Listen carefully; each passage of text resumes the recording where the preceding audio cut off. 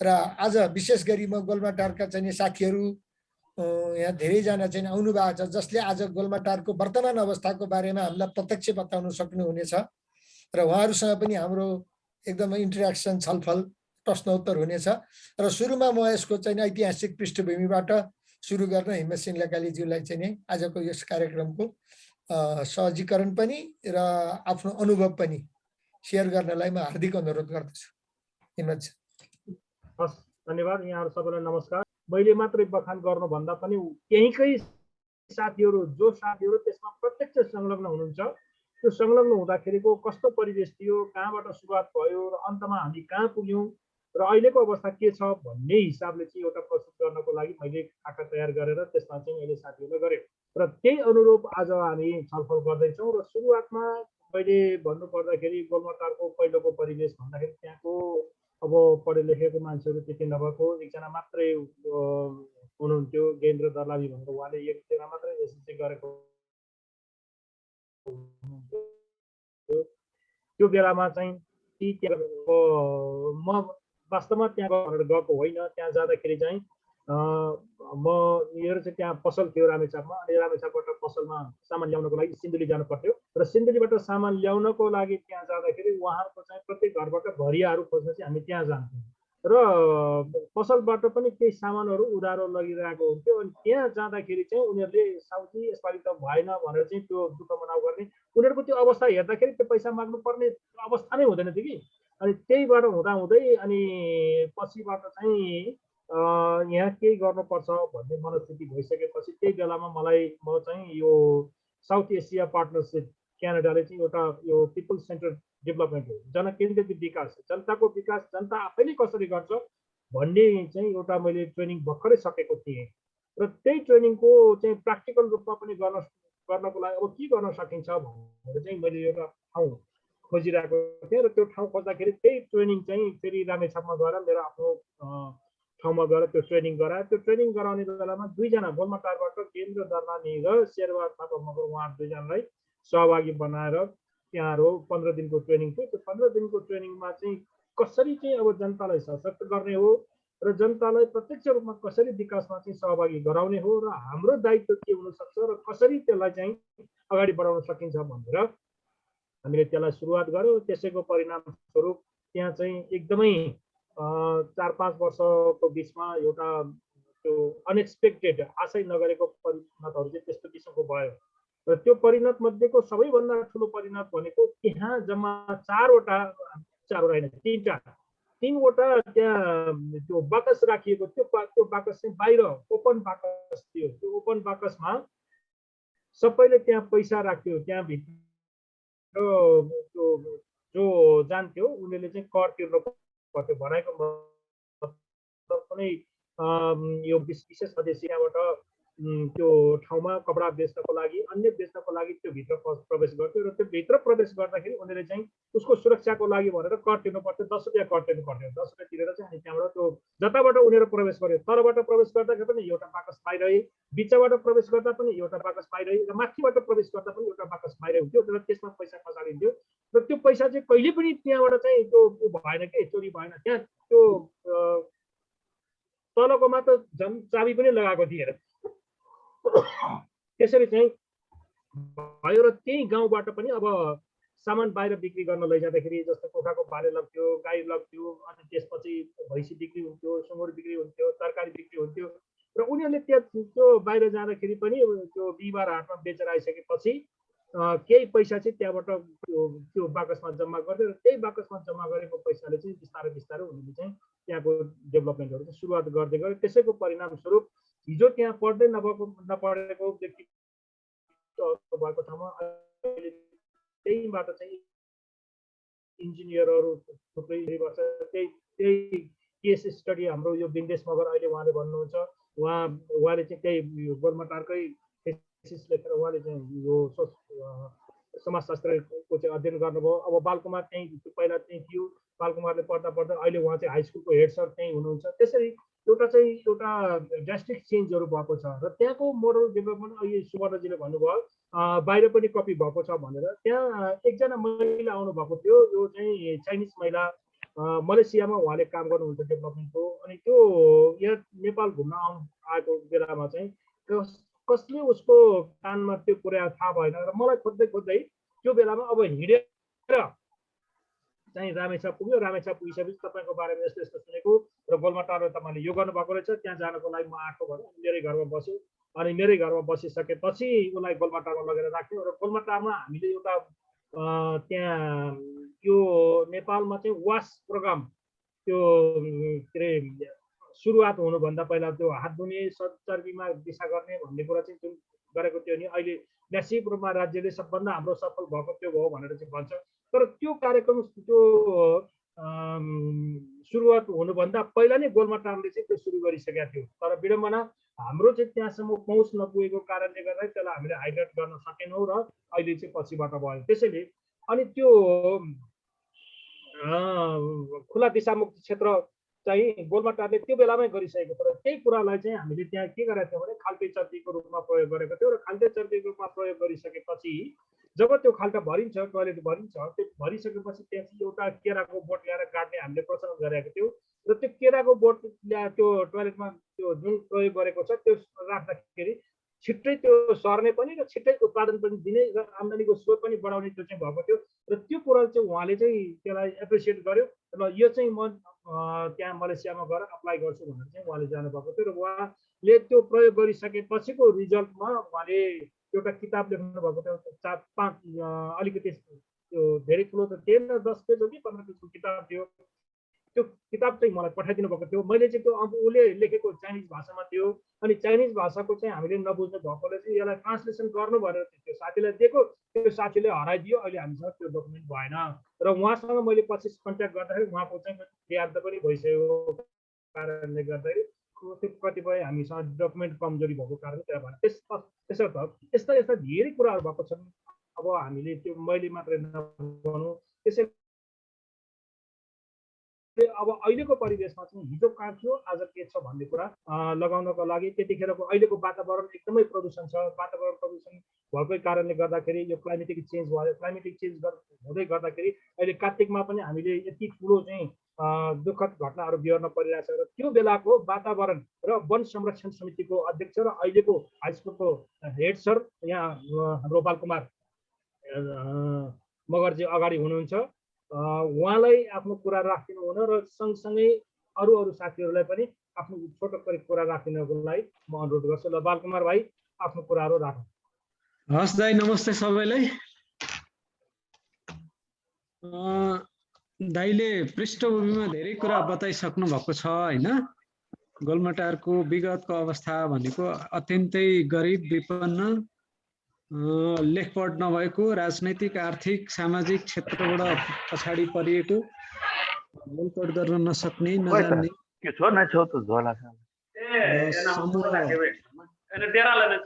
बसोबास भएको। त्यति बेला तत्काल चाहिँ यहाँ 30-32 घरको बसोबास थियो। त्यो अवस्थामा हामीले विभिन्न प्रकारका सामाजिक अभियानका कार्यक्रमहरू सुरुवात गरेका थियौँ। जस्तै वन समिति मार्फत चाहिँ वन जङ्गलको संरक्षण गर्ने, वृक्षारोपण गर्ने, नर्सरी उत्पादन गर्ने। नर्सरी पनि आफ्नै गाउँघरको सामग्रीहरू जस्तै त्यति बेला पोली ब्याग पाइन्न थियो, प्लास्टिकको पोली ब्याग नभएको अवस्थामा केराको दाम्चा अनि त्यसपछि सालको पात, चिउरीको पातहरूमा नर्सरी चाहिँ बनाएर हामीले वृक्षारोपण गरेका थियौँ, संरक्षण गर्यौँ।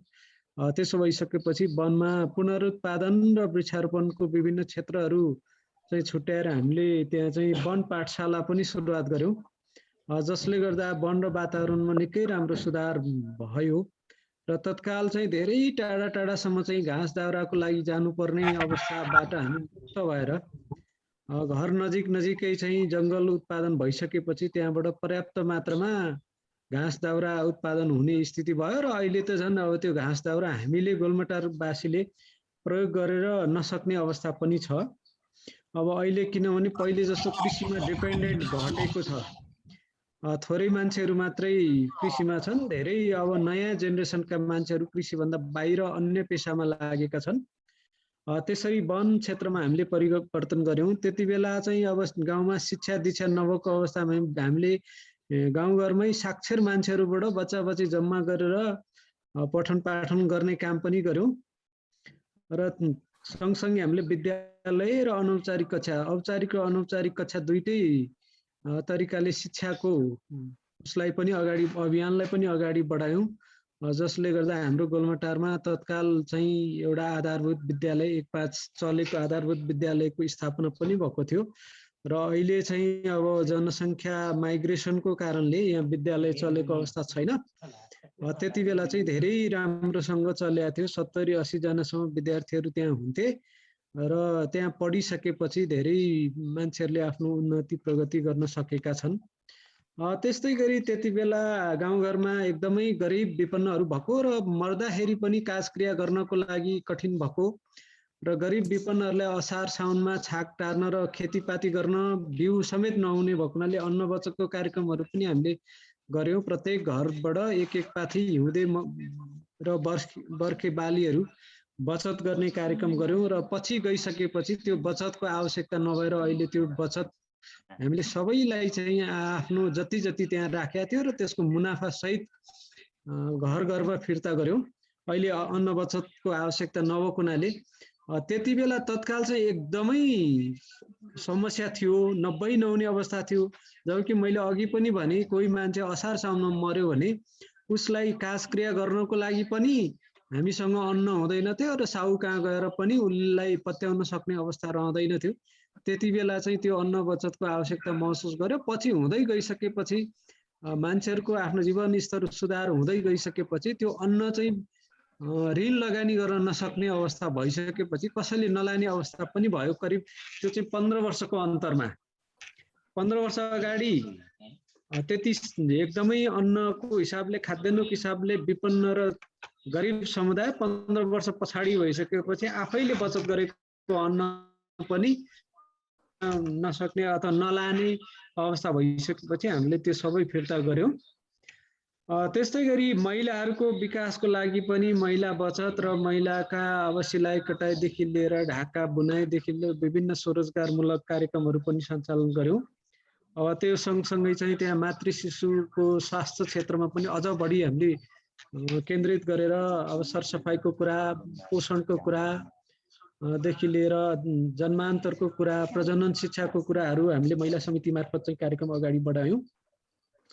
त्यस्तै बालबालिकाहरूलाई पनि विकास प्रक्रियामा सहभागी गराउनुपर्छ भनेर बाल क्लब गठन गरेर बालबालिकाहरूलाई विभिन्न साप्ताहिक रूपमा चाहिँ सरसफाइको कार्यक्रमहरू गर्ने, विभिन्न चाहिँ प्रतिभा क्षमता र प्रतिभा विकासको लागि विभिन्न प्रतियोगितात्मक कार्यक्रमहरू सञ्चालन गर्ने कामहरू गर्यौं।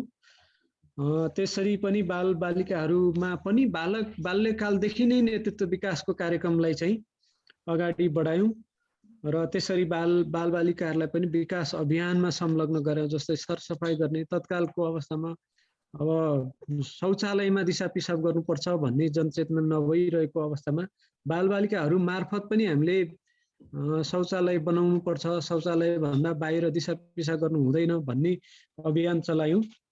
त्यस्तै स्वास्थ्य र सरसफाइ सम्बन्धी पनि धेरै अब समस्या थियो तत्काल अवस्थामा। हाम्रो गाउँमा चाहिँ अब खुल्ला रूपले बङ्गुर पालन गर्ने र वल्लो घरबाट पल्लो घर जानको लागि पनि एकदम फोहोर माथि टेकेर जानुपर्ने, वल्लो गाउँ पल्लो गाउँ हिँड्नको लागि पनि समस्या भएको अवस्थामा घर घरमा चाहिँ खाल्टे शौचालय निर्माण गर्ने, बाटोमा दिशा पिसाब नगर्ने, बङ्गुर खुला पालन नगर्ने, त्यसलाई व्यवस्थित तरिकाले पालन गर्ने जस्ता कार्यक्रमहरू चाहिँ हामीले सञ्चालन गर्यौं। तत्काल अवस्थामा एउटा गरिबीको मुख्य कारण भनेको धुम्रपान, कुलत, जाँड रक्सी, जुवातास पनि रहेको थियो। त्यसको लागि पनि हामीले धुम्रपान तथा कुलत निवारण समिति नै, निषेध समिति नै गठन गरेर गाउँमा खेल्ने यस्तो दशैं तिहार लगायतका चाडहरूमा पनि अब ठुल्ठुलो जुवाको खालहरू बस्ने अवस्था थियो।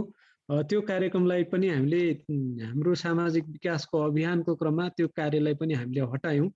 गाउँमा जुवातास खेल्न नपाइने, अनि जाँड रक्सी पारेर बिक्री वितरण गर्न, खान, मातेर हिँड्न नपाइने, बिहे भोज जस्ता कार्यहरूमा पनि त्यसलाई एकदम सीमित रूपमा प्रयोग गर्नुपर्ने जस्ता नियमहरू सञ्चालन गर्यौं।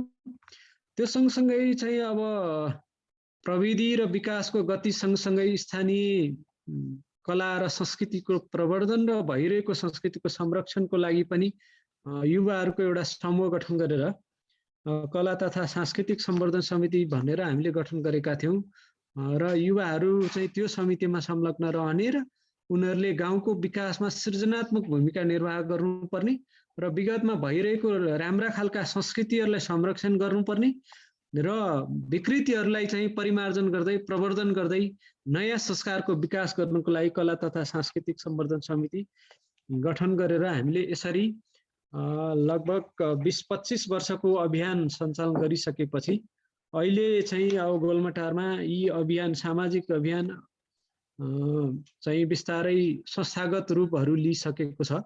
जस्तै वन कार्यक्रमलाई चाहिँ सामुदायिक वनको रूपमा वैधानिक रूपमा दर्ता गरेर हामीले अहिले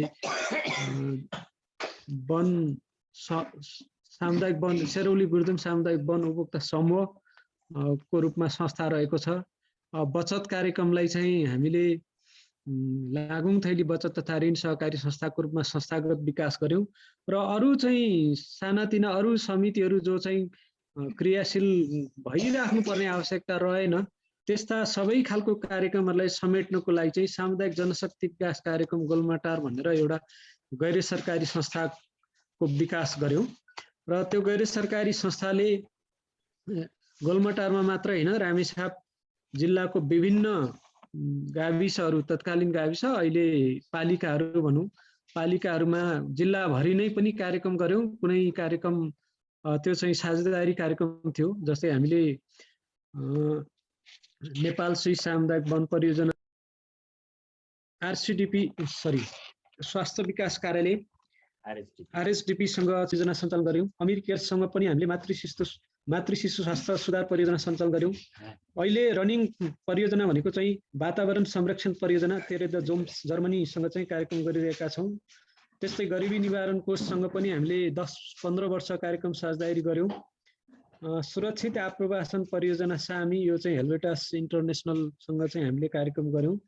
दिगो भूव्यवस्थापन कार्यक्रम चाहिँ कृषिसँग सम्बन्धित कार्यक्रम पनि गर्यौं। यसरी हामीले विभिन्न चाहिँ कार्यक्रमहरू गरेर गोलमाटार मात्र नभएर रामेछाप जिल्लाकै विकासमा एउटा महत्त्वपूर्ण योगदान गरेको छ र हामीले गठन गरेका यी कार्यक्रमहरू मार्फत गठन गरेका समूहहरू अहिले कतिपय संस्थागत रूपमा भइरहेको छ भने कतिपय चाहिँ एउटा सामुदायिक रूपमा परिचालन रहेका छन् र समग्रमा गोलमाटारको विकासको अवस्था भनेको अब अहिले चाहिँ अब धेरै मान्छेहरू चाहिँ सचेत भइसके आर्थिक रूपले पनि सम्पन्न भए पढे लेखे र अहिले चाहिँ लगभग गाउँमा बस्ने भन्दा पनि शहरमा बस्नेहरूको संख्या चाहिँ वृद्धि हुँदै गएको छ।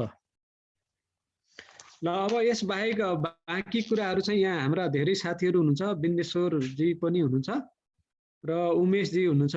यता अरू पनि यहाँ रोहितजीहरू हाम्रो दाईहरू हुनुहुन्छ, अमर दाईहरू, अगम भाइहरू हुनुहुन्छ। यहाँ पहिले लागुङ थैली बचत तथा ऋण सहकारी संस्थाको संस्थापक अध्यक्षज्यू देवीबहादुर थापा मगरज्यू पनि यहाँ हामी कहाँ आइपुग्नु भएको छ। एकपल्ट उहाँलाई पनि परिचय गराउँ क्यारे।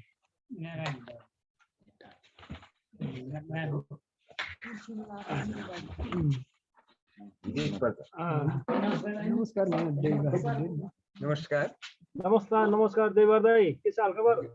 बस्नुहोस्।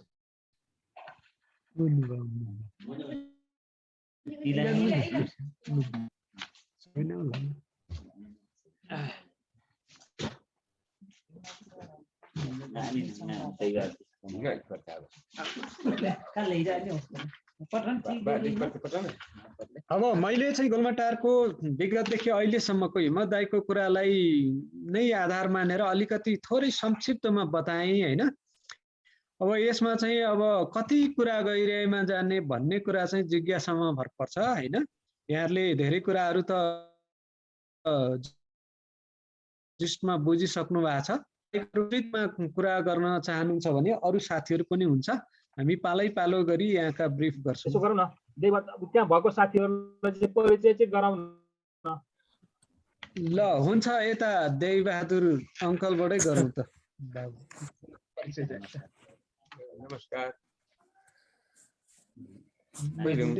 पृष्ठभूमि देवबहादुर थापा मगर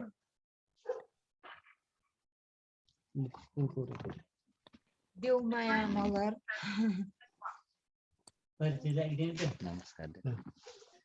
नमस्कार हेमन्त दाई अरू लगायत सम्पूर्ण साथीहरूलाई सरहरूलाई पनि म अगम बहादुर थापा मगर हो अरू बाँकी छलफलमा फेरि हामी छलफल गरौँला नमस्कार सर सबैलाई म अमर बहादुर मगर नमस्कार मेरो पनि म रोहित कुमार मगर नमस्कार मेरो नाम गागल बहादुर मगर खुसी लाग्यो नमस्कार मेरो नाम ल उमेश दर्लामी नमस्कार है सबैलाई म उमेश दर्लाई मगर म पनि यो हाम्रो संस्था गोलमाटारमै हो मेरो पनि घर म चाहिँ अहिले हाम्रो संस्थाले एउटा प्रोजेक्ट चलाइरहेको छ अहिले पनि हाम्रो संस्थासँग एउटा कार्यक्रम छ जलवायु परिवर्तन सम्बन्धी चाहिँ यसलाई कसरी नियन्त्रण गर्ने भन्ने विषयमा चाहिँ एउटा project preservation of the biodiversity through restoration of ecosystem भन्ने एउटा नेपालीमा चाहिँ सर्टकट हामीले इन्भाइरोमेन्ट प्रोटेक्सन प्रोजेक्ट वातावरण संरक्षण परियोजना भन्ने चाहिँ अहिले पनि हाम्रो संस्थासँग चाहिँ एउटा कार्यक्रम छ त्यो संस्थामा चाहिँ म एडमिन एन्ड एकाउन्टेन्टको रूपमा चाहिँ म काम गर्छु नमस्कार चाहिँ हाम्रो सबैजनालाई चाहिँ यो ग्रामीण विकासको अब बडा राम्रो नमुनाको रूपमा भएको गाउँको बारेमा हिम्मत सरले अस्ति नै पनि एउटा प्रेजेन्टेसन गर्नु भएको जस्तो लाग्छ मलाई एकचोटि अनि आज चाहिँ वहीँका चाहिँ बासिन्दा त्यसैका चाहिँ लाभान्वित वर्गहरूलाई पनि बोलाएर चाहिँ गर्नुभएको कार्यक्रमको यो संयोजनको लागि चाहिँ नि हिम्मत सरलाई धेरै धेरै धन्यवाद मैले चाहिँ नि यो बुझ्न चाहेको के भने एउटा कुरा चाहिँ यो गोलमाटार भनेको रामेछापको कतापट्टि के हो भन्ने कुरा अलि जोग्राफिकल पपुलेसन चाहिँ नि अरू कता चाहिँ कति जनसङ्ख्या भएको गाउँ कस्तो खालको हो जोग्राफिकल र अरू चाहिँ पृष्ठभूमि पपुलेसनको डेमोग्राफिक पृष्ठभूमिहरू मैले सुनिनँ कि के भयो अघि भनिसक्नु भएको अघिल्लै प्रोग्राममा भएको भए पनि बिर्सिसके होला त्यो एकचोटि चाहिँ नि जानकारी हुँदाखेरि त्यसको अलि चित्र चाहिँ नि अलि क्लियर भएर आउँथ्यो जस्तो लाग्छ मलाई अनि अर्को कुरो ग्रामीण विकासमा नेपालमा धेरै जसो अब गाउँघरतिर चाहिँ नि असाध्यै धेरै राजनीति भएर बिग्रिने वर्ग चाहिँ छुट्टिने अब एउटा काङ्ग्रेस एउटा कम्युनिस्ट एउटा अर्को माओवादी के भनेर हुने चाहिँ जुन समस्या छ त्यहाँ तपाईँहरूले त्यो म्यानेज सबैले चाहिँ एकत्रित भएर त्यो चाहिँ सबै राजनीतिका त्यस्तो पक्षधर्ताहरूलाई हटाउन सक्नु भएको छ केही काम गर्नु भएको छ कि त्यो पनि त्यहाँ पनि बाँकी छ के छ त्यो पनि यसो सुन्न पायो भने अरू चाहिँ बुझ्नलाई चाहिँ एउटा लेसन लर्न पनि हुन्थ्यो जाति हुन्थ्यो भन्ने लागेर मैले चाहिँ यो दुईटा कुरा चाहिँ ल कार्यक्रमको बारेमा चाहिँ अब त्यो गोलमाटारको सुरुवात कस्तो भएको थियो अहिले कुन अवस्थामा छ तिमीले त अब त्यहीँको थेसिस पनि गरेको हो सोसियोलोजीमा र त्यो थेसिस गर्दाको पहिलोको परिवेश अहिलेको परिवेश र बिचमा के भयो अहिलेको गरेर त्यो थेसिसको चाहिँ जिस्टमा ट्याक्कै राख्यो गोलमाटारलाई चिनाइदियो हामी सबैलाई हस् धन्यवाद हिम्मत सर अब गोलमाटारको बारेमा त्यतिखेर के थियो कस्तो भयो भन्ने कुरा त अघि नै बालकुमार दाईको छोटो प्रस्तुतिमा आइसक्यो जस्तो लाग्छ मलाई मैले धेरै भनिराख्नु पर्ला जस्तो लाग्दैन अब गोलमाटारमा चाहिँ अहिले के छ कस्तो छ भन्ने कुरामा मैले अब 2015 को भूकम्प पछाडि भएको एउटा घटनालाई जोडेर सामाजिक विज्ञानमा समाजशास्त्रको एउटा सिद्धान्त भनौँ यो सामाजिक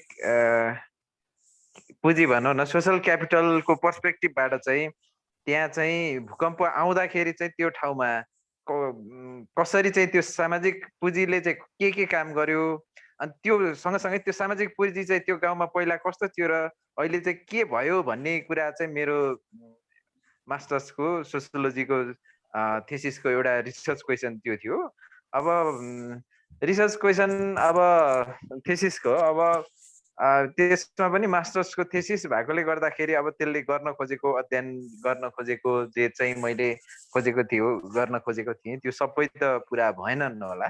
तर अलिकति गोलमेटारको इतिहाससँग जोडिएको र यो गोलमेटारको जुन संस्था गोलमेटारको एउटा सम्पत्ति भनौँ न, गोलमेटारलाई चिनाउने एउटा जुन अभियान मुभमेन्टलाई चाहिँ एउटा संस्थाको रूपमा चाहिँ त्यहाँको अग्रजहरूले दिनुभएको थियो, त्यही मार्फत चाहिँ त्यससँग सँगै जोडिएको कुरा चाहिँ के हुन आउँछ, मेरो अध्ययनसँग जोडिएको कुरा चाहिँ के छ भने यो सामाजिक पुँजी अब यसमा अब परिभाषा के हो कस्तो हो त्यतातिर त नजाउँ, तर सामाजिक पुँजीको रूपमा चाहिँ जुन हाम्रो समाजमा एक खालको सम्बन्ध भनौँ न, एक अर्काको सम्बन्ध र त्यो सम्बन्ध मार्फत हुने एक खालको आदान प्रदान भनौँ न, अब गाउँमा गरिने विभिन्न खालका समूहहरू गठन गर्ने, पहिला पनि त्यो संस्थाहरू आउनुभन्दा अगाडि पनि कचहरी भयो, अनि गुठीहरू भयो नेवार कम्युनिटीमा, त्यसै गरी गाउँमा पनि अर्म पर्म, त्यो त एक खालको कल्चरली हाम्रो संस्कृतिको रूपमा एक खालको सामाजिक पुँजी त पहिला पनि थियो।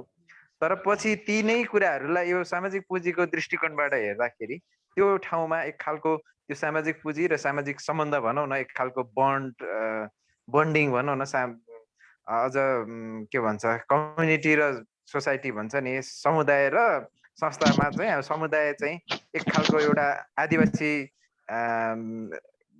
इन्डिजिनियस मौलिक खालको त्यो समूहहरूले त्यसले पनि त्यो एक खालको गोलमेटारको परिवर्तन गर्नको लागि त्यो सम्बन्धले पनि ठुलो काम गर्यो जस्तो लाग्छ। र त्यतिखेर मेरो अध्ययनमा समेटेको अलिकति छोइएको सानो पाटो चाहिँ के छ भने त्यतिखेर त्यो खालको सम्बन्ध यो संस्थाहरू पुग्नुभन्दा अगाडि हिम्मत सरहरू जस्तो सामाजिक कार्यकर्ताहरू अर्थात् राज्यसँगको सम्पर्क नै त्यो भनेको लगभग 90तिर 48तिर चाहिँ त्यतिखेरको अवस्था चाहिँ त्यहाँ चाहिँ एक खालका अब सोसल क्यापिटलको भाषामा चाहिँ अब ब्रिजिङ टाइप भन्न न, अब फर्मल खालका अर्गनाइजेसनहरूको पहुँच चाहिँ कम थियो, जस्तो कि अब राज्यको पहुँच कम थियो, अन्य खालका संस्थाहरू पनि कम थिए, तर त्यही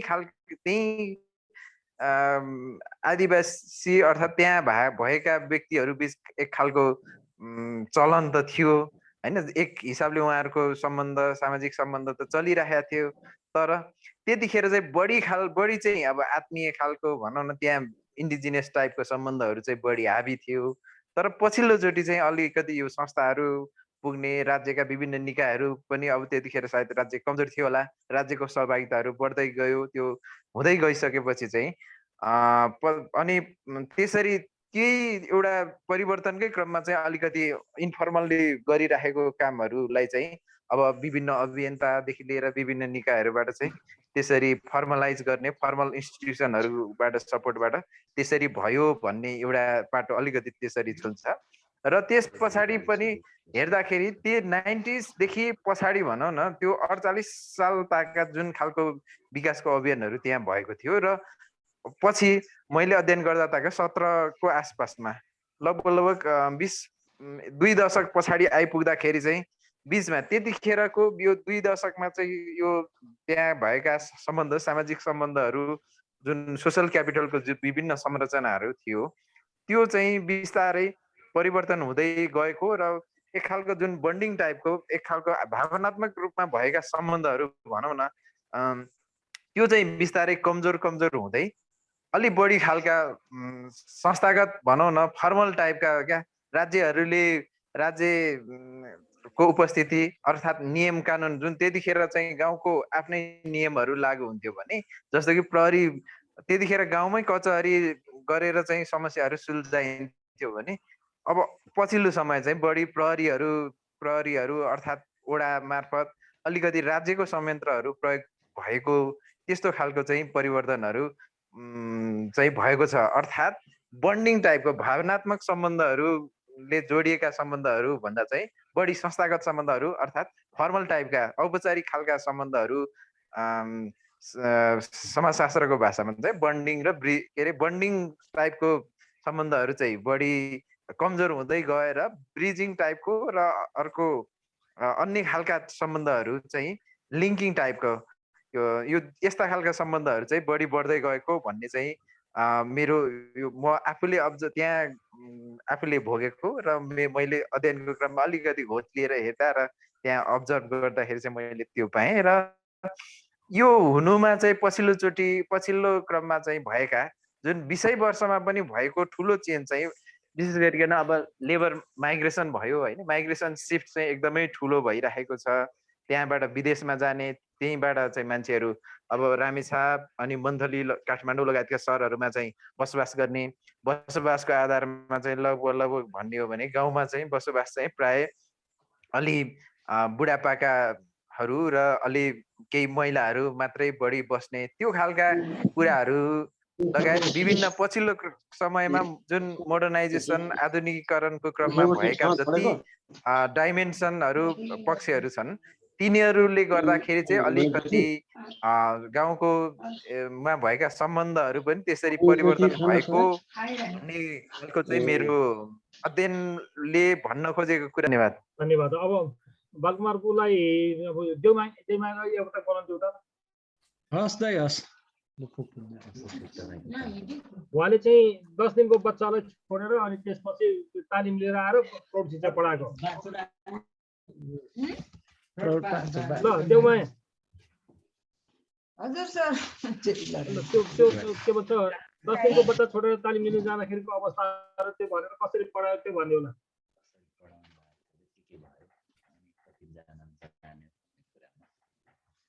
पहिले त सर पढाउनु त के पढाउनु, आफै पढ्नु जानेको थिएन, एउटै पढ्नु जानेको थिएन। पहिले पढाउने बेलामा त अब आफू प्रौढमै पढेर नाम लेख्नु जानेर अलिकति तालिमहरू लिएर अनि फेरि प्रौढमै आफैले पनि पढायो सर। 1 वर्ष के अरे त हो नि पढाएको।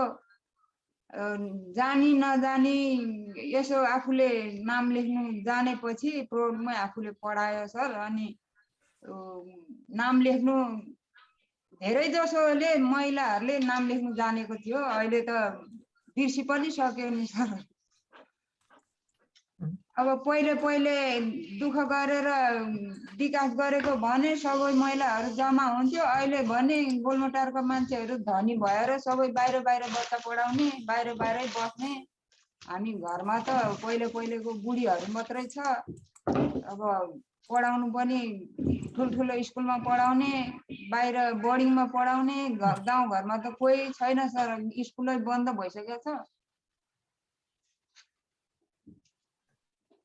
त्यो 10 दिनको बच्चा छोडेर त्यो तालिममा जाँदाखेरि कस्तो महसुस भएको थियो त्यो भनिदिनु न साथीहरु।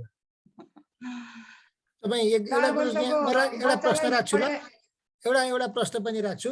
तपाईँ सुरुमा तपाईँले अक्षर चिन्नु हुँदाखेरि पढ्नु सुरु गर्दा कति वर्षको हुनुहुन्थ्यो? अनि तपाईँ कति त्यो गाउँबाट कति टाढा जानु भएको थियो त्यो पनि भनिदिनुहोस् न। पहिले सर यहाँ विकास सुरु गर्दाखेरि त हामी केही पनि बुझेकै थिएन।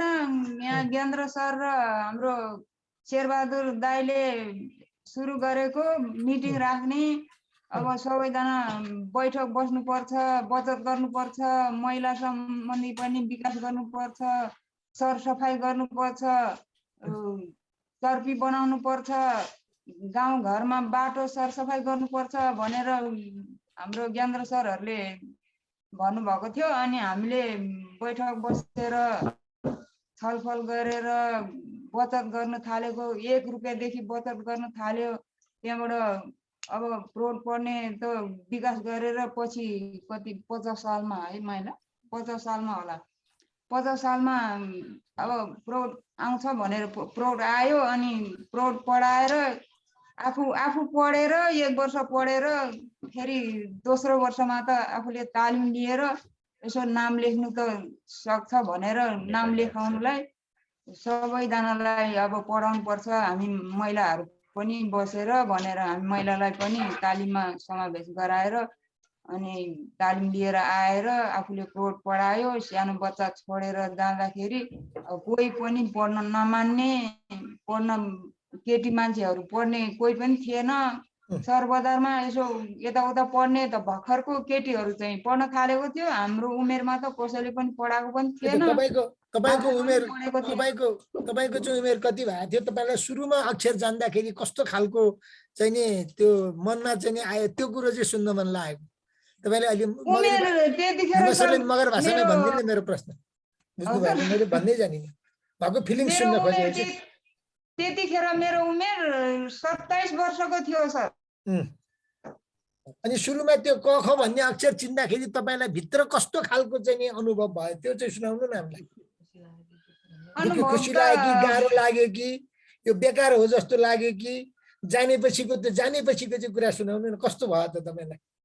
बेकार हो त के लाग्नु सर, राम्रो जस्तो लाग्यो नि। अब आफूले पहिले बाबाआमाले पढाएन, आफू बुढी भइसकेर रहर लागेर नै प्रौढमा पढेको।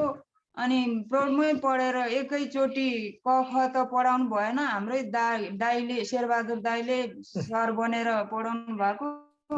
हामीले राम्रोसँग पढ्न अब एकैचोटि क देखि बच्चाहरूलाई जस्तो पढाउनु भएन। बुढा पार्टीमा एकैचोटि पानी पिना आमा मामा भनेर पढाउनु भएको थियो। त्यहाँदेखि एकैचोटि मैले त चिठी लेख्न जान्ने भए। एकैचोटिमा 1 वर्ष त्यो 6 महिनामा प्रौढ पढी हिँड्दाखेरि सरासरी नहिँडेर पनि बच्चासँग हिँड्न नसक्ने, अब घरको व्यवहार काम धानेर बस्नु पर्नेमा। अनि कहिलेकाहीँ स्कुल गएर के अरे पढ्नु गएर पनि नाम लेख्नु सक्ने भए, बच्चाहरूलाई पनि पढाउनु सक्ने भयो। त्यहाँदेखि अनि बुढापाटीलाई पनि लो पढाउनु पर्छ भनेर पढाए। राम्रो जस्तो लाग्यो नि सर, बच्चाहरूलाई पनि आफूले यसो क ख पढाउनु सक्ने भयो। 27 वर्षको उमेरमा मैले तालिम लिएर अनि त्यसरी पढायो आफू पनि। म एउटा सानो प्रश्न के राख्छु भनेदेखि यो विकासको क्रममा एकदम कम विकासको ठाउँलाई अलिकति विकास गर्ने चाहिँ नि उदाहरणको रूपमा कोही मान्छे चाहिँ नि प्रस्तुत भएर जब देखाइदिन्छ, आँखाले देखाइदिन्छ, कानले सुन्छ, मुखले पनि बोल्न थाल्छ र त्यो अवगत गराउँछ। अवगत गरेपछि चाहिँ नि यो गर्नुपर्ने रहेछ भन्ने चाहिँ नि थाहा भइसकेपछि चाहिँ नि त्यो देख्यो, त्यो चाहिँ नि एउटा के भयो भनेदेखि लक्ष्य हुन जान्छ र यस्तो भन्नुपर्ने रहेछ, यस्तो गर्नुपर्ने रहेछ भनेर त्यो स्थितिमा पुगिसकेपछि अब त्योभन्दा पनि टाढा हेर्न थाल्छ मान्छेले। यहाँ भएको पनि त्यही कुरा देखेँ मैले। त्यो गाउँमा विकास गर्नुपर्छ भनेर जुन चाहिँ नि विचार लिएर गएर, जुन एउटा चाहिँ नि लक्ष्य लिएर गएर त्यसलाई विकास गरियो, त्यो विकासको क्रममा चाहिँ नि अब ऐना एकजना चाहिँ नि महिलाले जुन भन्नुभयो अक्षर चिनी मैले पनि पढाएँ भनेर, त्यो स्थितिमा पुगिसकेपछि अब त्यहाँ छलाङ मार्न थाल्न है, त्योभन्दा टाढा जाने, त्योभन्दा माथि जाने, त्योभन्दा जानेको ठाउँबाट नजानेको ठाउँमा जाने, थाहा पाएको कुराबाट चाहिँ नथाहा पाएकोमा जाने, देखेको चाहिँ नजिक देखेको कुराबाट चाहिँ टाढा देखेकोमा जाने चाहिँ नि जुन यो एउटा मानव प्रकृति छ, मानव चाहिँ नि त्यो बानी छ, त्यसको चाहिँ नि इफेक्ट त्यहाँ पनि भएको देखिन्छ र यसलाई रमाकान्त सरले पनि राम्रोसँग बुझ्नुहुन्छ है। त्यो चाहिँ नि क्रममा अब गएर त्यो गाउँको मैले हेर्दाखेरि यसलाई निरन्तरता दिने हो भने, आज बिहान मैले एउटा सानो स्ट्याटस दिएको छु, कुनै पनि कुराको उन्नतिमा चाहिँ नि अथवा कुनै कुरालाई चाहिँ नि अचिभ गर्न पर्यो भनेदेखि एउटा कन्सिस्टेन्सी र कन्टिन्युटी है, नित्य र निरन्तर चाहिँ नि लागिरहनु पर्छ भनेपछि त्यो बेलामा जुन बेलामा हिम्मत सरहरू गएर अथवा चाहिँ नि सुवर्ण सरहरू पुगेर चाहिँ सरहरूले जुन चाहिँ नि मेहनत गरेर त्यो स्थितिबाट है जगबाट माथि उठाउनु भयो भनेदेखि अब तल थप्ने क्रममा चाहिँ नि लक्ष्यहरूलाई चाहिँ नि माथि राखेर जानुपर्छ र त्यो अलिकति देखा पर्यो है। अहिले जलवायु सम्बन्धी चाहिँ नि परिवर्तनलाई लिएर त्यहाँको जनताहरू सजग भएर अब त्यसमा हामीले काम गर्नुपर्छ भन्ने चाहिँ नि देखा पर्यो। तर मैले के भन्न खोज्छु भनेदेखि जुन जनता पलायन भयो, माइग्रेन्ट हुन थाल्यो, अर्को ठाउँमा जान थाल्यो, त्यो संसारकै ट्रेन्ड हो, त्यसलाई हामीले एक्सेप्ट गर्नुपर्छ। तर त्यो ठाउँलाई चाहिँ नि निरन्तर रूपमा विकास पनि गर्ने, त्यसलाई चाहिँ नि दिगो पनि बनाउने, सस्टेनेबल बनाउने हो भनेदेखि हाम्रा लक्ष्यहरू चाहिँ नि परिवर्तित भएर जानुपर्दछ। अब त्यहाँ भएका चाहिँ नि नेचुरल रिसोर्सेसहरूलाई कसरी एक्सप्लोइट गरेर इम्प्लोइमेन्ट जेनेरेट गर्ने र त्यस ठाउँका चाहिँ नि बासिन्दाहरू तीबाट बाहिर जान्छन् भनेदेखि त्यसलाई चाहिँ नि अझ अवनति हुन नदिनको निम्ति बाहिरको मान्छे ल्याएर भए पनि त्यसलाई चाहिँ अझ प्रगतिको बाटोमा लिएर जानुपर्छ भन्ने चाहिँ मेरो धारणा छ। र अब यो सम्बन्धमा चाहिँ नि त्यहाँको अहिलेको चाहिँ नि जुन सङ्घ संस्थाहरू छ उहाँहरूले के गरिराख्नु भएको छ भनेर चाहिँ नि म प्रश्न गर्न चाहन्छु। ओके, अरू साथीहरू 2-3 जनाको लियो अनि त्यसपछि प्रश्न गरौँला, जवाबको कुरा होला। बालकुमार भाइ, उहाँ दामोदर सर चाहिँ अहिले क्यानाडाबाट बोल्दै हुनुहुन्छ। मित्रहरूमा नमस्कार छ। अब लक्ष्मणजीले मलाई केही न केही भन्नुभयो, तर मैले खासै मेलो पाउन अलि मलाई अप्ठ्यारो पर्यो, किनभने यो गोलमाटारको चाहिँ अनुभव एकदम राम्रो रहेछ होइन। त्यो अनुभव नेपालभरि डुप्लिकेट गर्दै गर्दै जानको लागि पनि निकै रिसोर्सहरू चाहिने होला। नेपालका धेरै रिमोट एरियाहरू अझै पनि कति काम गर्न बाँकी छ, त्यो चाहिँ वास्तवमा अझ अत्तो पत्तो छैन। अब त्यो मानेमा यो गोलमाटारको चाहिँ अनुभव सबैलाई एउटा एक्जाम्पलरी अनुभव हुन सक्छ होइन। तर त्यसको साथसाथै चाहिँ त्यहाँबाट जुन माइग्रेसन भयो, अब यो माइग्रेसन हुने स्वाभाविक कुरो पनि हो र यो अलिकति चिन्ताको कुरो पनि हो, किनभने सबै नै माइग्रेट हुने हो भनेदेखि त्यहाँ कोही पनि नरहने भए, र माइग्रेसन नै नहुने हो भनेदेखि त जम्मै चाहिँ त्यहाँ विद्वानहरूको पोको परेर बसेर पनि खासै काम नहुने पनि होला जस्तो लाग्छ है। अब देशले चाहिँ त्यसो हुनाले विकास गर्ने सिलसिलामा कसरी यसलाई तादाद मिलाउनु पर्ने होला, यो एउटा चाहिँ सोचनीय कुरा हुन जान्छ कि जस्तो मलाई चाहिँ लाग्छ। अरू सब ठिक छ। नेपालको अनुभव जुन सुनाउनु भयो, एउटा गाउँको टिपिकल गाउँको अनुभव, त्यो चाहिँ उदाहरणीय अनुभव हाम्रो रेकर्डमा रह्यो होइन। त्यो चाहिँ राम्रो कुरा हो। त्यसले हामीलाई चाहिँ अझ केही गाउँमा गर्नुपर्छ, गरेपछि पखेटा अझ टाढा उड्नको लागि तयार रहेका हुन्छन्। मानव मस्तिष्कका, कामका, व्यवहारका, अनुभवका भन्ने कुरा जानकारी भयो होइन। यो कुरा हामीले चाहिँ वास्तवमा छाड्नु हुँदैन, सबैलाई हौसाउँदै नै जानुपर्छ अगाडि, र सबै मानिसहरूलाई चाहिँ विकासको लागि केही न केही गर्नुपर्छ भन्ने भावना जागृत गराउँदै गयौँ भनेदेखि पक्कै पनि हामी दोस्रो चरणमा गएर जुन सानो प्रब्लमको रूपमा देखा पर्यो हामीलाई त्यो माइग्रेसन सम्बन्धी, त्यस्तो किसिमको प्रब्लमलाई पनि सोल्युसन निस्किने तरिकाहरू पक्का निस्कन जाला जस्तो लाग्दछ। हस्, त्यति भन्दै मैले चाहिँ मेरो यहाँदेखिको भनाइ बन्द राखेँ। हस्, नमस्कार। अरू सरहरू?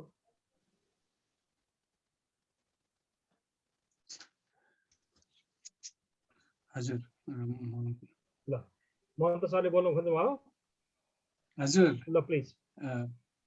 हजुर नमस्ते हिम्मत सर र गोलमाटार टिमलाई धेरै धेरै नमस्कार। म गोलमाटारको अफिसमा पनि पुगेको थिएँ एक समयमा। मैले के अरे हिम्मत सरलाई त त्यति बेला भेट्ने मौका पाइनँ। हाम्रो रोशन पाखरिन लगायतका साथीहरूसँग चाहिँ मेरो अफिसमै भेटघाट भएको थियो होइन, त्यहाँ काम गर्ने सिलसिलामा। अनि यहाँ अहिले त्यो 2-3टा कुराहरू उठेको छ नि, खुसी लाग्यो। जोस् अब त्यो कहाँको गाउँलाई चाहिँ कहाँ पुर्याएको भन्ने खालको चाहिँ त्यो एउटा चाहिँ राम्रै केस स्टडी बनाउन लायकको गाउँ रहेछ होइन, भयो भनौँ न।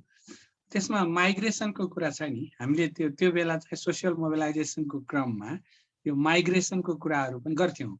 माइग्रेसन 2 किसिमले गर्छन् होइन। एउटा चाहिँ आधारित नभएर चाहिँ विकल्प खोज्नको लागि एउटा माइग्रेसन हुन्छ। अर्को चाहिँ राम्रो भइसकेपछि गाउँमा अब सीमित हुनु हुँदैन, त्योभन्दा राम्रो गर्नको लागि चाहिँ जाने खालको माइग्रेसन। अब त्यहाँ यसो बुझ्दाखेरि चाहिँ अब अरू राम्रो विकल्पको लागि चाहिँ खुसी साथ गएको माइग्रेसन हो जस्तो चाहिँ त्यहाँ बुझिएँ मैले चाहिँ होइन। त्यो हो भने त धेरै राम्रो हो नि होइन, धेरै राम्रो हो। त्यसलाई चाहिँ चिन्ताको रूपमा लिनुपर्ने जरुरी छ जस्तो मलाई लाग्दैन। यदि अब त्यहाँ टिक्नै नसकेर बाँच्नै नसकेर अब चाहिँ जेसुकै होस् भनेर चाहिँ गएको हो भने चाहिँ त्यो छुट्टै कुरा भयो होइन, तर त्यो हो जस्तो मलाई लागेन। त्यस कारणले गर्दाखेरि माइग्रेसन त विकासकै एउटा क्रम होला। अब त्यो माइग्रेसन चाहिँ अब त्यहाँबाट चाहिँ मन्थलीबाट चाहिँ बनेपाबाट काठमाडौँ आएको हो भने त त्यो त राम्रै हो नि होइन, त्यो बेटर लाइफको लागि हो भने त्यसमा चाहिँ चिन्ता गर्न जरुरी छैन। अनि हाम्रो त्यो एकजना भाइले चाहिँ विद्यार्थी नै छैन अहिले, मतलब पहिले कति थियो अहिले चाहिँ कम भयो। अब त्यो देशभरि नै घटेको चिज हो यो होइन। अहिले चाहिँ विद्यार्थी घटेर मर्ज गर्नुपर्ने स्थितिहरू धेरै आइरहेको छ। त्यहाँको मात्र समस्या होइन, त्यो समस्या होइन, त्यो फेरि त्यो चाहिँ हुने क्रम नै त्यही रहेछ जस्तो मलाई बुझेँ मैले। तपाईँको पनि त्यही समस्या रहेछ। हामीले जहाँ गयौँ त्यहाँ चाहिँ विद्यार्थी घटेकै पाइरहेका छौँ। कहीँ चाहिँ अब निजी विद्यालयमा भर्ना भएर चाहिँ घटेको छ भने कहीँ चाहिँ त्यसै पनि घटिरहेको अवस्था छ। जो चाहिँ पपुलेसन ग्रोथ चाहिँ अलिकति नियन्त्रित भइराख्या जस्तो चाहिँ बुझिया छ होइन। त्यस कारणले गर्दाखेरि अब गोलमाटार टिमले चाहिँ जे जति त्यहाँ गर्नु भएको छ, जुन अवस्थामा काम गर्नुभयो, अहिलेको चाहिँ अवस्था अब ट्रान्सफर्मेसन भएको भन्ने चाहिँ हामीले अलि बुझ्यौँ। त्यस कारणले गर्दाखेरि मेरो अरू कुनै प्रश्न छैन, कुनै जिज्ञासा छैन कि तपाईँहरूलाई चाहिँ धन्यवाद दिन चाहन्छु। र हामीले काम गरेको, हामीले पनि थोरै समय काम गरेको होइन, यस डिसीको कामको सिलसिलामा हामीले चाहिँ त्यहाँ 2 वर्ष जति बस्ने टाइम के अरे आउने जाने क्रममा चाहिँ 2 वर्ष जति बस्ने अवसर पाएको थिएँ। त्यति बेला साथीहरूले धेरै सहयोग गर्नुभएको थियो। रोशनजीलाई म राम्रोसँग सम्झिन्छु, उहाँले धेरै सहयोग गर्नुभएको थियो। रोशनजी हुनुहुन्छ कि हुनुहुन्न अहिले गोलमाटारमा? यो मिटिङमा हुनुहुन्न तर संलग्न हुनुहुन्छ सर। ए ल, उहाँलाई सम्झाछ भनिदिनुहोस्। उहाँ पनि हामीसँगै हुनुहुन्छ। उहाँ राम्रो ट्रेनर हुनुहुँदो रहेछ, उहाँसँग पनि धेरै सिक्ने अवसर पनि पाएको थिएँ। हस्, धन्यवाद। मैले यति मात्र पनि।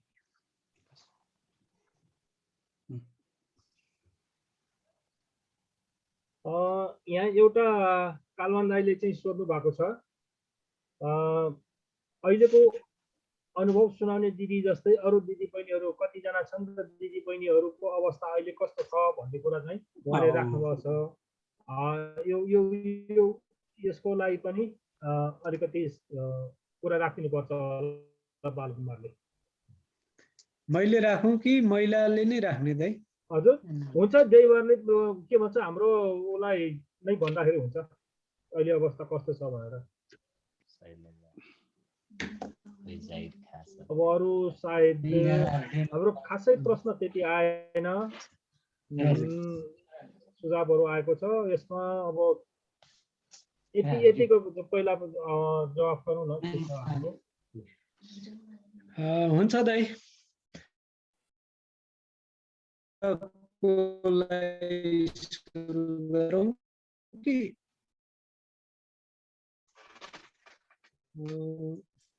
हाम्रो स्कुलको हेड सर नै उहाँ हुनुहुन्छ नि त अहिले हाम्रो हजुर हजुर मैले एउटा स्कुल सम्बन्धी यो तपाईँ स्कुलसँगै रिलेटेड हुनुभएकोले अनि यो हाम्रो गोलमाटारमा चाहिँ अहिले जुन सुरुमा त सबै विद्यार्थीहरू स्कुलमा इनरोल भयो होला, अब अहिलेको समयमा आएर चाहिँ नि त्यो स्टुडेन्ट सङ्ख्या चाहिँ नि त्यहाँ घट्नुको चाहिँ नि के कारणहरू तपाईँले चाहिँ स्टडी गर्नु भएको छ, त्यो पनि तपाईँहरूले अलिकति हामीलाई राखिदिनु भए फाइदै हुन्थ्यो होला जस्तो लाग्यो। के कारणले चाहिँ त्यो स्कुलमा विद्यार्थी घट्यो होला, किन होला? हजुर, यो त मेरो आफ्नै पेसा भएको हुनाले मेरो क्षमताले भ्याएसम्म सबै कुरा अध्ययन गरिरहेको छु होइन सर। हजुर। र म अहिले यही सेवा क्षेत्र पनि रहेको यो च्यास्कु भन्ने ठाउँमा चाहिँ पढाउँछु र त्यहाँको प्र हुँ। र च्यास्कुमा पनि विगतमा जस्तै 55-56 सालतिर 500 को हाराहारी विद्यार्थी भएको ठाउँमा अहिले 300 पनि मुस्किलले छ। त्यसमाथि पनि यो वरिपरिका अरू फिडर स्कुलहरू मर्ज भइसकेपछिको अवस्था हो। र अघि नै हजुरहरूले भनिसक्नु भएको छ, यो अधिराज्यव्यापी कुरा हो, विश्वव्यापी कुरा हो। यसको चाहिँ विशेष मुख्य कारण भनेको जन्मदरमा कमी हुनु एउटा कारण त्यो हो। पहिले गोलमाटारमै मात्र यी 32 घरमा 70 जना विद्यार्थी मैले पढाएको थिएँ। म पहिले यी गोलमाटारमा पढाएर पछि स्थायी भइसकेपछि अन्त गएको हुँ। मैले 70 जना विद्यार्थी यहाँ पढाउँथेँ, अहिले विद्यार्थी नै नभएर ढोका बन्द भयो।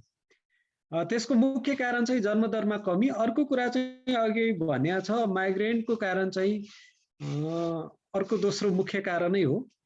सबैले अहिले बोर्डिङमा पढाउने अलिकति आफ्नो आर्थिक अवस्था चाहिँ नियमित आम्दानीको स्रोत चाहिँ वृद्धि भएपछि आफ्नो छोराछोरीको शिक्षाको लागि गुणस्तरीयता खोजेर बोर्डिङ पढाउने ट्रेन्ड चाहिँ अलि बढी बसेको छ। त्यसो भएको हुनाले सरकारी स्कुलभन्दा बोर्डिङको स्कुलको विद्यार्थीको इनरोलमेन्ट चाहिँ अलि बढी देखिन्छ। त्यति बेला मन्थली रामेछापमा बोर्डिङ नै थिएन, अहिले मन्थलीमै मात्रै ठुल्ठुलो 4-5 वटा बोर्डिङ चलेको छ। रामेछाप बजारमा पनि एउटा चलेको छ, अरू गाउँ गाउँमा पनि चलेको छ। त्यो मुख्य यी दुईटा कारणहरू भए। अरू चाहिँ पहिले भन्दा अहिले पढाउने ट्रेन्ड चाहिँ बढेको छ। बढ्दाखेरि पनि माथिल्लो तहको शिक्षामा भने अझै पनि कमी नै छ देखिन्छ सर। जस्तै एसएलसी सम्म सबैले अनिवार्य जस्तो पढाउने, +2 मा 50-60% पढ्ने र +2 भन्दा माथि गएको चाहिँ एकदम कम छ। अहिले पनि गाउँघरमा ब्याचलर सकेको, ब्याचलर कम्प्लिट गरेको मान्छेहरू खोज्यो भने कमै भेटिन्छ। त्यसको मतलब चाहिँ 11-12 पढिसकेपछि अब विभिन्न पेसा, व्यवसाय अथवा चाहिँ वैदेशिक रोजगारीमा जाने क्रम चाहिँ अलिक बढेको छ र वैदेशिक रोजगारीकै कारणले पनि यो विद्यार्थी सङ्ख्यामा कमी भएको हो भन्ने हाम्रो बुझाइ छ। र अब अघि म्यासेज मार्फत चाहिँ सोध्नु भएको महिलाहरूको चाहिँ अवस्था कस्तो छ भन्ने कुरा गर्नु भएको छ। लगभग महिलाहरू जो गाउँमा बस्नु भएको छ उहाँहरूको जीवन स्तर भनेको पहिले भन्दा खासै धेरै अन्तर छैन। तथापि पहिले चाहिँ आधारभूत कुराहरूबाटै उहाँहरू वञ्चित हुनु पर्थ्यो। जस्तै लाउने, खाने, स्वास्थ्य, शिक्षा जस्तो पोषण, पर्याप्त पोषणको कुराहरूमा पनि समस्या थियो भने अहिले त्यो समस्या चाहिँ छैन। तर गाउँमा बसिसकेपछि हजुर गाउँमा बसिसकेपछि घाँस दाउरा गर्ने, खेतीपाती गर्ने दिनचर्या चाहिँ करिब उस्तै हो। र अहिले जो 30-35 भन्दा मुनिको उमेर समूहको महिलाहरू हुनुहुन्छ उहाँहरूको जीवन चाहिँ अलि सुखमय नै छ। किनभने 30-35 भन्दा मुनिको उमेरको महिलाहरू चाहिँ अलि पढे लेखेको पनि हुनुहुन्छ। उहाँहरू अरू कम उमेरका महिलाहरूको अवस्था चाहिँ पहिलेको जो 40-50 क्रस गरेको महिलाहरूको भन्दा राम्रो अवस्था छ। किनभने उहाँहरू बोर्डिङ पढाउनुको लागि सदरमुकामतिर, सहरी क्षेत्रतिर बस्नु भएको छ, आफ्नो बालबच्चा पनि पढाउनु भएको छ। सँगसँगै चाहिँ सानोतिनो घरेलु काम अथवा चाहिँ के सम्भव छ, के भेटिन्छ त्यस्तो खालको चाहिँ अलि सजिलो खालको रोजगारीहरू खोजेर पनि उहाँहरू काम गरिराख्नु भएको छ, जीवन त्यसरी चलाउनु भएको छ। र अहिले महिलाहरूले पढ्न पाएनन् भन्ने अवस्था चाहिँ कहीँ कतै पनि छैन। किनभने अहिले मैले पढाइरहेकै विद्यालयमा पनि विद्यार्थी सङ्ख्याको तुलना गर्दा तल्लो तहमा चाहिँ छोराको सङ्ख्या बढी छ, माथिल्लो तहमा चाहिँ छोरीकै सङ्ख्या बढी छ। र अझ छोराको भन्दा छोरीहरू पठन पाठनमा राम्रो रहेको छ। छोराहरूलाई बढी चाहिँ सुविधा दिए तापनि पढाइमा चाहिँ छोरीहरूको राम्रो रहेको छ। छोरीहरूले नपढेको, पढ्न नपाएको भन्ने अवस्था छैन। तर पनि अलिअलि चाहिँ लैङ्गिक विभेद त देखिन्छ नै। एसई पास गरिसकेपछि छोराहरूलाई सहरतिरको साइन्स लगायत टेक्निकल विषयहरूमा पढ्न पठाइन्छ र छोरीहरू भनेको गाउँकै +2हरूमा पढ्ने सङ्ख्यामा चाहिँ अधिक देखिन्छ। त्यति मात्रै छ भिन्नता। अरू अब सामान्यतया पढ्नै पाएन, लेख्न पाएन, गाउँघरमा छोरी मान्छेहरू चाहिँ पीडित छ भन्ने अवस्था चाहिँ अहिले कम भएको छ। पहिले हाम्रो ब्याच मैले पढ्दाखेरिको अवस्थामा हामी 70 जना जति विद्यार्थी हुँदाखेरि 4 जना मात्रै छोरी मान्छेहरू थिए। त्यो पनि रामेछाप बजारमा गौरीशङ्कर जस्तो बजारमा 4 जना मात्रै छोरी, 70 मा 4 भनेको धेरै कम सङ्ख्यामा पढ्थ्यो भने अहिले चाहिँ छोराछोरीको सङ्ख्या हाराहारीमै छ, अझ छोरी सङ्ख्याको बढी छ। त्यस्तो छ। अब दामोदर सरको चाहिँ कुरामा म थोरै मैले बुझेको जानेको सम्मको कुरालाई स्पष्ट पारौँ। हाम्रो यहाँ चाहिँ मुख्य समस्याको रूपमा यो निरन्तरता, यो विकासको निरन्तरता, यसको चाहिँ गति, समय सापेक्ष अगाडि बढ्नुपर्छ भन्ने कुरासम्मको चिन्तन हामीलाई पनि भएको हो। अब तथापि त्योभन्दा अगाडि चाहिँ हामीले जुन बेलामा प्रारम्भिक अवस्थामा गाउँ समुदायमा विकास भनेको के हो भन्ने थाहा थिएन र आधारभूत कुराहरू पनि समुदायमा नभएको अवस्थामा हामीले एकदम नयाँ र एउटा समाजवादी क्रान्तिकै रूपमा चाहिँ सबै गाउँलेहरू एकजुट भएर सामूहिक विकासको काममा अगाडि बढ्यौँ। तर पछि कालान्तरमा गइसकेपछि हाम्रा ती आधारभूत आवश्यकताको कुराहरू जुन बेला चाहिँ हामीलाई स्वास्थ्यको समस्या थियो, खानेपानीको समस्या थियो, शिक्षाको समस्या थियो,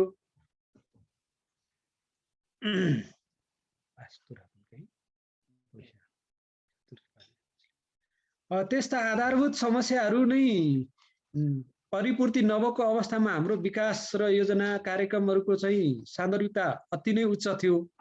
अब अहिले ती आधारभूत कुराहरू अगाडि बढिसकेपछि अहिलेको युग र समय सापेक्षतामा हामीले विकासको गतिलाई अगाडि बढाउन सकेनौँ। तथापि हामीले स्थानीय गैर सरकारी संस्था गठन गरेर अथवा पार्टनर एजेन्सीहरूसँग मिलेर काम त गऱ्यौँ, गर्दै आएको छ। अहिले पनि अब एउटा प्रोजेक्ट त रनिङ छ। पहिले त हामीसँग 100-150 जनासम्म हाम्रो कर्मचारी हुन्थ्यो। हामीले त्यति मान्छे परिचालन गरेर विकासको गतिलाई अगाडि बढाउन सकेका थियौँ। तर अहिले चाहिँ हामीले आफ्नो जुन खालको पहिलेको अरू समुदायभन्दा गोलमटार समुदाय चाहिँ एकदम अग्र रूपमा विकासको अग्र पङ्क्तिमा रहन्थ्यो, त्यसलाई निरन्तरता दिन चाहिँ नसकेकै हो। किन त्यसको पछाडि विभिन्न कारणहरू छ। अघि नै भन्यो, अलिकति सक्षम र दक्ष जनशक्तिहरू चाहिँ बाहिर जाने, उनीहरूले आफ्नो रोजीरोटीको जस्तै इन्जिनियर डक्टरहरू पढिसकेपछि गाउँमा बस्ने अवस्थै रहँदैन। अलिकति राम्रो कमाइ भइसकेपछि उनीहरू राम्रो ठाउँमा चाहिँ स्थापित भएर जाने क्रमहरू पनि बढिरहेको छ। त्यो कारणले पनि छ। जो यहाँ बाँकी मौजुदा छ उनीहरूले पनि आफ्नै गाउँठाउँमा उद्यमको रूपमा अथवा चाहिँ भएको प्राकृतिक स्रोत साधनलाई परिचालन गरेर अरूलाई हुनुहुन्छ। रोहितजी र हाम्रो गागल भाइ अघि परिचयको क्रममा हामीले कुरा गरेका थियौँ। उहाँहरू जस्तो युवाहरू बसेको लगभग उहाँहरू मात्रै हो, धेरै अहिले कोही पनि हुनुहुन्न। उहाँहरू चाहिँ आफ्नै हिसाबले अलिकति आधुनिक पाराको कुखुरा पालन, बङ्गुर पालन, बाख्रा पालन, तरकारी खेती गरेर इन्टरप्रेन्योरको रूपमा प्रारम्भिक रूपले उहाँहरू प्रयास गरिराख्नु भएको छ। तर अरू धेरै जसो मान्छे अहिले त अझ विशेष गरी युरोप, अस्ट्रेलिया, जापान तिर ताक्न थाले। किनभने एकले अर्कोलाई कम्पिटिसन गर्ने त यो त विश्वव्यापी स्वाभाविक कुरा हो। उसले भन्दा म धेर कमाउँछु, उसले भन्दा मैले बढी गर्नुपर्छ भन्ने मानवीय चरित्रै हुन्छ। त्यो कुराले गर्दाखेरि धेरै मान्छेहरू बाहिर भएको र यहाँ भएका मान्छेहरूले पनि यो सामाजिक अभियानलाई चाहिँ निरन्तरता दिनुपर्छ र अगाडि बढाउनुपर्छ भन्ने कुरामा चाहिँ समय दिन नसकिरहेको अवस्था हो। त्यसो हुनाले अब यसलाई चाहिँ यहाँहरूले भन्नुभयो जस्तो, दामोदर सरले भन्नुभयो जस्तै विदेशबाट अथवा बाहिरबाट एक्सपर्टिजहरू ल्याएर पनि यहाँ प्रोग्राम के अरे प्लानिङ गरेर अगाडि बढ्नुपर्छ भन्ने कुरामा हाम्रो पनि दुई मत छैन। तथापि यसलाई लिड गरेर कसले अगाडि बढ्ने भन्ने कुराको एउटा क्यापेबल मान्छेहरूको चाहिँ अभाव छ। जस्तै मैले भन्नुपर्दाखेरि अहिले बेलुकी भएर मात्रै हजुरहरूसँग मैले समय दिन सकेँ, नभए त फेरि भोलि बिहान 10 बजे त्योभन्दा अगाडि 8-9 बजेबाट त मैले फेरि आफ्नै ड्युटीमा जानुपर्छ। मैले पनि आफ्नो जहाँ काम गरेको छ त्यो ठाउँलाई चाहिँ त्यो संस्थालाई चाहिँ अझ पहिलो प्राथमिकता दिएर काम गर्नुपर्ने हुन्छ। त्यो हिसाबले चाहिँ हामीले जो मौजुदा गाउँमा बसेका जनशक्तिहरू छौँ, हामीले पनि समय र यो संस्थागत विकासलाई अगाडि दिन नसकेको अवस्था चाहिँ ज्वलन्त हो। अब हिम्मत दाइ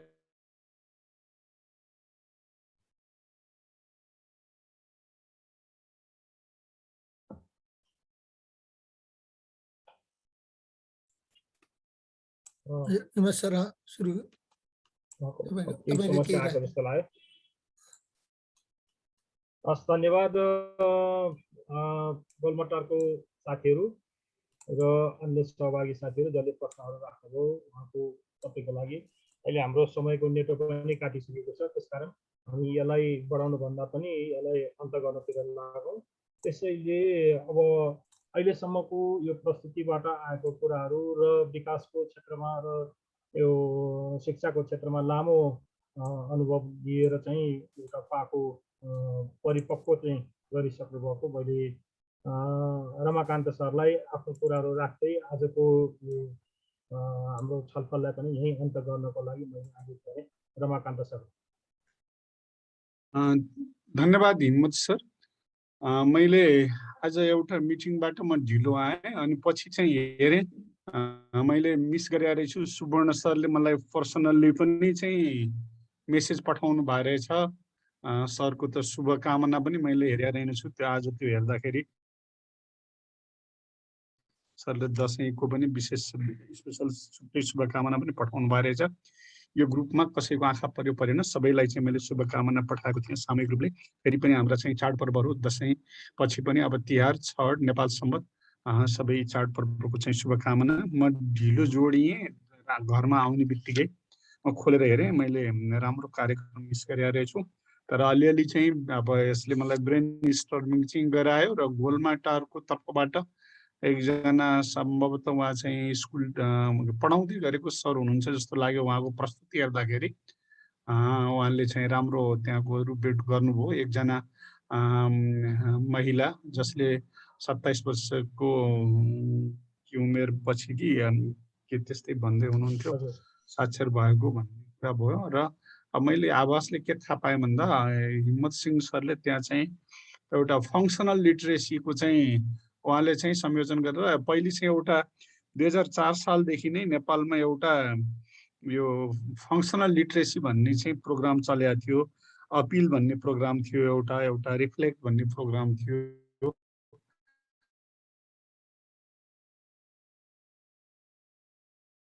अब परिचित हुनुहुन्छ भन्ने लाग्छ। 1990 पछि नै चाहिँ एजुकेसन फर अल EFA भन्ने थियो, त्यसले चाहिँ अपिल भन्ने Asia Pacific programme on education for all एउटा अपिल प्रोग्राम बनाएको थियो। र अनि चाहिँ रिफ्लेक्ट भन्ने प्रोग्राम थियो, रिजेनेरेटिङ यो Freirean literacy through empowering community techniques भन्ने चाहिँ यो पाउले फेरोको चाहिँ सिद्धान्त हो। र यो प्रोग्राम चाहिँ हिम्मत सरहरूले चाहिँ यो गोलमाटारमा चलाउनु भएको रहेछ भन्ने चाहिँ मैले चाहिँ आभास बुझेँ। र एउटा चाहिँ यो अनौपचारिक शिक्षाको कुरा, प्रौढ शिक्षाको कुरा गर्दाखेरि चाहिँ संसारमा चाहिँ 4वटा पिलर भन्दो रहेछ शिक्षाको। एउटा फर्मल एजुकेसन, जो स्कुल, युनिभर्सिटी, कलेजहरूमा पढाइ हुँदो रहेछ। एउटा नन फर्मल एजुकेसन जो निड बेस्ड हुन्छ, जसको करिकुलम चाहिँ त हुन्छ तर त्यो करिकुलम चाहिँ ठाउँ ठाउँको बेग्ला बेग्लै हुन्छ। अनौपचारिक चाहिँ गोलमाटारमा के चाहिन्छ, मुस्ताङमा के चाहिन्छ, मनाङका चाहिँ प्रौढहरूले चाहिँ किशोरहरूले के चाहिन्छ, उनीहरूको उमेर अनुसार रुचि अनुसारको चाहिँ कोर्स डिजाइन गरिन्छ, जो छोटो समयमा तालिम दिइन्छ। उनीहरूलाई चाहिँ लिटरेसीको सँगसँगै काम पनि सिकाइन्छ। कहीँ मोमबत्ती बनाउन सिकाइन्छ, कहीँ पाउरोटी बनाउन सिकाइन्छ, कहीँ ढोको नाउलो सिकाइन्छ। उनीहरूले चाहिँ कहीँ तरकारी बारी, करेसाबारी सिक्छन् र उनीहरूले एउटा साक्षरता सिक्छन्। र त्यो साक्षरतालाई चाहिँ उनीहरूले किताब र कपीसँग मात्रै जोड्दैनन्, उनीहरूले कामसँग जोड्छन्। मैले गरेका कामलाई चाहिँ कसरी बोल्ने हो, कसरी लेख्ने हो, कुन अक्षरले, कुन लिपिले त्यसलाई प्रतिनिधित्व गर्छ भनेर काम पनि गर्छन्। त्यो कामलाई चाहिँ अक्षरसँग पनि जोड्छन्। त्यस्तोसँगले चाहिँ पढ्ने एउटा अनौपचारिक सिकाइ। यो चाहिँ फिलिप्स कुम्सहरू, अनि चाहिँ पाउले फेरियोहरू, जुलियस नेरेरेहरू, यो श्रीलङ्कामा आर्यरत्नहरू, यिनीहरूले चाहिँ यस्तो बुद्धि निकालेका थिए। अहिले हिम्मत सरले चाहिँ त्यसको प्रतिनिधित्व गर्नु भएको रहेछ जस्तो लाग्छ। यिनीहरूले चाहिँ यो अनौपचारिक शिक्षाबाट औपचारिक शिक्षा भन्दा धेरै काम हुन्छ भन्ने चाहिँ यस्तो थट्सहरू त्यहाँबाट आयो। र सिकाइ त अब स्कुल कलेजमा मात्रै सिकाइ हुन्छ भन्ने आजभोलिको चाहिँ मान्यता भयो। पहिले फिलिप्स कुम्सहरू, पाउले फेरोहरू, यिनीहरूले चाहिँ के भन्थे भन्दा यो सिकाइ त जहिले पनि चाहिँ अब पुर्खाबाट, बाबुआमाबाट, निरक्षर बाबुआमाबाट पनि पुर्ख्यौले ज्ञान सिक, अनुभव जे सिक्छन् त्यो सिकाइ पनि ज्यादै महत्त्वपूर्ण सिकाइ हुन्छ। रैथाने सिप, जुन ज्ञान सिप भन्छौँ, त्यो चाहिँ अक्षर चिन्ने मात्रै सिप होइन, त्यो सिप छ भन्ने चाहिँ यसलाई इन्फर्मल एजुकेसन भनिन्थ्यो। अनि इन्सिडेन्टल एजुकेसन भन्ने चाहिँ एउटा पिलर भन्थ्यो कि चल्ती चलाते कहीँ सिक्ने उद्देश्य पनि छैन, करिकुलम पनि छैन, पाठ छैन। हिँड्दै हिँड्दै जाँदाखेरि आज यहाँ जोडियो, आज यहाँ एउटा कुरा सिकियो, रेडियो सुन्यो एउटा कुरा सिक्यो, फलानु मान्छेको चाहिँ कथा सुन्यो एउटा कुरा सिक्यो। एउटा घटना परिघटनाले चाहिँ सिक्छ, आकस्मिक रूपमा सिक्छ। त्यसकारण चाहिँ यी 4वटै बाटाहरू चाहिँ हाम्रा सिक्ने बाटा हुन्। वास्तवमा स्कुल कलेजले चाहिँ धेरै साँगुरो बनायो सिक्ने कुरा। त्यही भएर पाउले फेरेललाई चाहिँ रिस उठेर चाहिँ उनले चाहिँ यी स्कुल कलेजहरू भत्काइदियो। उनले चाहिँ जम्मै चाहिँ सिकाइ जति जम्मै 2-3वटा किताबमा राख्ने, अनि जाँच दिने, अनि जाँच दिएपछि रित्तो चाहिँ गोलभिडा चाहिँ बजारमा बेच्न लिएर जस्तो गोलभिडा बजारमा लिएर गयो, सुन्तला बेच्यो, बजारमा चाहिँ बेच्यो, डोको रित्तै लिएर आयो। ठ्याक्कै यो औपचारिक शिक्षा त त्यस्तै भयो। पढो पढो पढो, जात दियो, जात दिएर आउँदा भोलिपल्टदेखि त त्यो चाहिँ किसानले चाहिँ सुन्तला बेचेर रित्तो डोको जस्तो भयो। पढे लेखेको मान्छे यो औपचारिक शिक्षाले मात्रै त केही पनि गरेन, यसलाई फङ्सनल एजुकेसनसँग जोड्नुपर्छ। जम्मै यो स्कुल कलेजमा पढ्ने मान्छेले पनि अनौपचारिक शिक्षा, इन्सिडेन्टल शिक्षा जोड्नुपर्छ भन्ने चाहिँ पाउले फेरि हुन्। त्यसैले उनलाई चाहिँ स्कुल कलेज भत्काइदेऊ भन्ने चाहिँ रिस उठेर चाहिँ उनलाई चाहिँ त्यस्तो चलाएको थिए भन्ने चाहिँ छ। अब सरले नै चलाए जस्तो चाहिँ क्युबामा फिडेल क्यास्ट्रोले 1961 चलाएको थिए भन्ने चाहिँ एउटा चाहिँ अब पाइन्छ। र मैले आफ्नो उसबाट भियतनाममा होचिमिनले चाहिँ 3-4 महिनामा चाहिँ जम्मैलाई चाहिँ 4 महिना अभियान नै चलाएर जम्मैलाई साक्षर बनाउने चाहिँ अभियान चलाए। अब हाम्रो देशमा हामी जस्तो चाहिँ युटिएमा बस्ने मान्छेहरूले भन्नुपर्ने एउटा कुरा छ। रुसमा चीनमा एकचोटि चाहिँ पार्टीको सदस्य हुनको लागि साक्षर नबनाइकन पार्टीको सदस्यता नदिने चाहिँ चलन चलाएको रहेछन् उनीहरूले एकचोटि। पहिले साक्षर बन, साक्षर भइसकेपछि लेख्न पढ्न जान्ने भइसकेपछि पार्टीको सदस्यता पाउँछौ। रुसमा चीनमा चाहिँ कम्युनिस्ट पार्टीको सदस्य दिने भने त कम्युनिस्ट पार्टीको सदस्य पाउनु भने त बहुत ठुलो कुरा थियो। एकचोटि युरी गागरिनले चाहिँ तिमीले के चाहन्छौ त, तिमीले चाहिँ यो चाहिँ वहाँ गएर आइसक्यौ, तिमीले त अन्तरिक्षमा गएर आइसक्यौ भनेर भन्दाखेरि मैले कम्युनिस्ट पार्टीको सदस्य चाहन्छु भन्थे अरे। त्यहाँ उनीहरूकोमा चाहिँ अब रुस चीनमा त स्कुलिङ नै त्यस्तै थियो हैन, त्यस कारण चाहिँ उनीहरूलाई कम्युनिस्ट पार्टीको सदस्यता भन्ने ठुलो थियो। कम्युनिस्ट पार्टी सदस्य चाहिँ चाहने मान्छेहरू चाहिँ त्यसमा पहिले साक्षर बन अनि बल्ल चाहिँ तिमीलाई पार्टीको सदस्य दिने भनेर भनिसकेपछि एउटा राम्रो अभियान चल्यो त्यहाँ र धेरै मान्छेहरू साक्षर भए, यस्तो भनाइ छ। र यी सबै कुराहरूको अनुभव चाहिँ अनि यसको चाहिँ बातचिता चाहिँ नेपालमा पनि अरू सबै अब विशेष गरी चाहिँ अब यो श्रीलङ्कामा चाहिँ 15,000 गाउँमा चाहिँ एकैचोटि चाहिँ साक्षरता प्रोग्राम चलाउने भनेर चाहिँ त्यहाँ सायद आर्यरत्न हो कि के चाहिँ त्यहाँको चाहिँ एउटा आर्यरत्नले चाहिँ त्यस्तो चलाएको थिए भन्ने चाहिँ पाइन्छ। र मैले यो सबै दृष्टान्त दिन खोजेको के भन्दा हिम्मत सिंह सरले चाहिँ यो गोल्मा टार ग्रुपमा यस्तो भएको छ भनेर चाहिँ जुन एउटा रेफरेन्स उदाहरण ल्याउनु भएको छ, यो चाहिँ थ्योराइज गर्दाखेरि यो श्रीलङ्काको, भियतनामको, रुसको, चीनको यो अनुभवसँग जोड्न मिल्ने खालको छ, कतै लेख्न मिल्ने हैन। अब जसरी जो किताबहरूमा आउँछ यो literacy programme, functional literacy programme, यो चाहिँ गोल्मा टार पनि यस हिसाबले चाहिँ जोड्न मिल्ने खालको छ भन्ने देखिन्छ। अब बाँकी रह्यो अघि ती महिलाले भन्दा पनि सुन्यो कति भावुक यो साक्षरता भन्ने कुरा कति भावुक छ क्या। मलाई चाहिँ म मेरो आफ्नो एउटा कथा सुनाउँछु। म भर्खर 5-6 क्लासमा पढ्दाखेरि चाहिँ एउटा परको एकजना महिला मेरो घरमा आउनुभयो। इन्डियाबाट उहाँको लोग्नेले आसामबाट चिठी पठाउनु भएको रहेछ। चिठी कोही लाउरीले ल्याइदिएर छ, 18-20 दिनका दिन चिठी आइपुग्यो। अनि त्यो चिठी पढ्दिने मान्छे को छ भनेर चाहिँ भनेपछि म कहाँ उहाँले चिठी पढ्न लिएर आउनुभयो। चिठी पढ्न लिएर आइसकेपछि चाहिँ त्यो चिठी अब फेरि त्यहाँ कुन शैलीले लेखिएको थियो मलाई पनि पढ्न साह्रै गाह्रो है।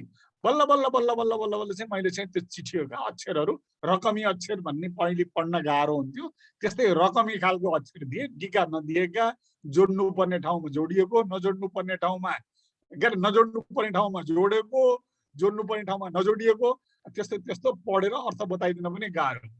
मैले त्यो पढेर सुनाइदिइसकेपछि ती महिला रोएको, धरधरती रोएको।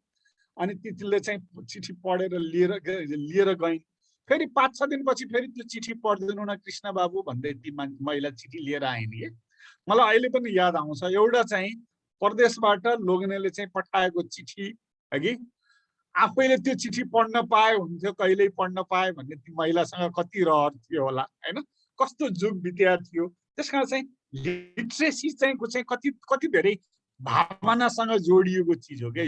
यो चाहिँ कतै विकाससँग उत्पादनसँग मात्रै नभइकन कति भावनासँग जोडिएको कुरा छ यो हैन भन्ने मलाई चाहिँ त्यो एउटा उदाहरण। यस्ता धेरै कथा पहिलेका गीतमा पनि चाहिँ धेरै त्यस्तै उदाहरण हुन्थे। त्यसकारण चाहिँ पढ्न लेख्न अक्षर चिन्न जान्नु भनेको धेरै महत्त्वपूर्ण कुरा हो। हामीले यहीँनिर पनि यहाँ हाम्रो वरिपरि चाहिँ केही तामाङ एकजना कति वर्षको हाम्रो कान्छीमाया तामाङ कति वर्षको आमाले चाहिँ अक्षर चिनेकिनु अरे म्याडम 70 वर्षको चाहिँ एकजना तामाङ आमा हगि उनलाई रहर कहाँबाट जागेछ भन्दा त्यो मोबाइलमा अङ्क हान्न जान्ने र अनि कसले फोन गरेको भनेर चाहिँ थाहा पाउने जान्ने कुराले उनलाई मोबाइलले चाहिँ गर्दा मोबाइलको प्रयोगले गर्दा उनलाई चाहिँ लिट्रेसी चाहिँ प्रति रुचि जाग्यो अनि सही गर्ने र त्यो वृद्ध भत्ता बुझ्न जाँदाखेरि ल्याप्चे गर्नुको सट्टा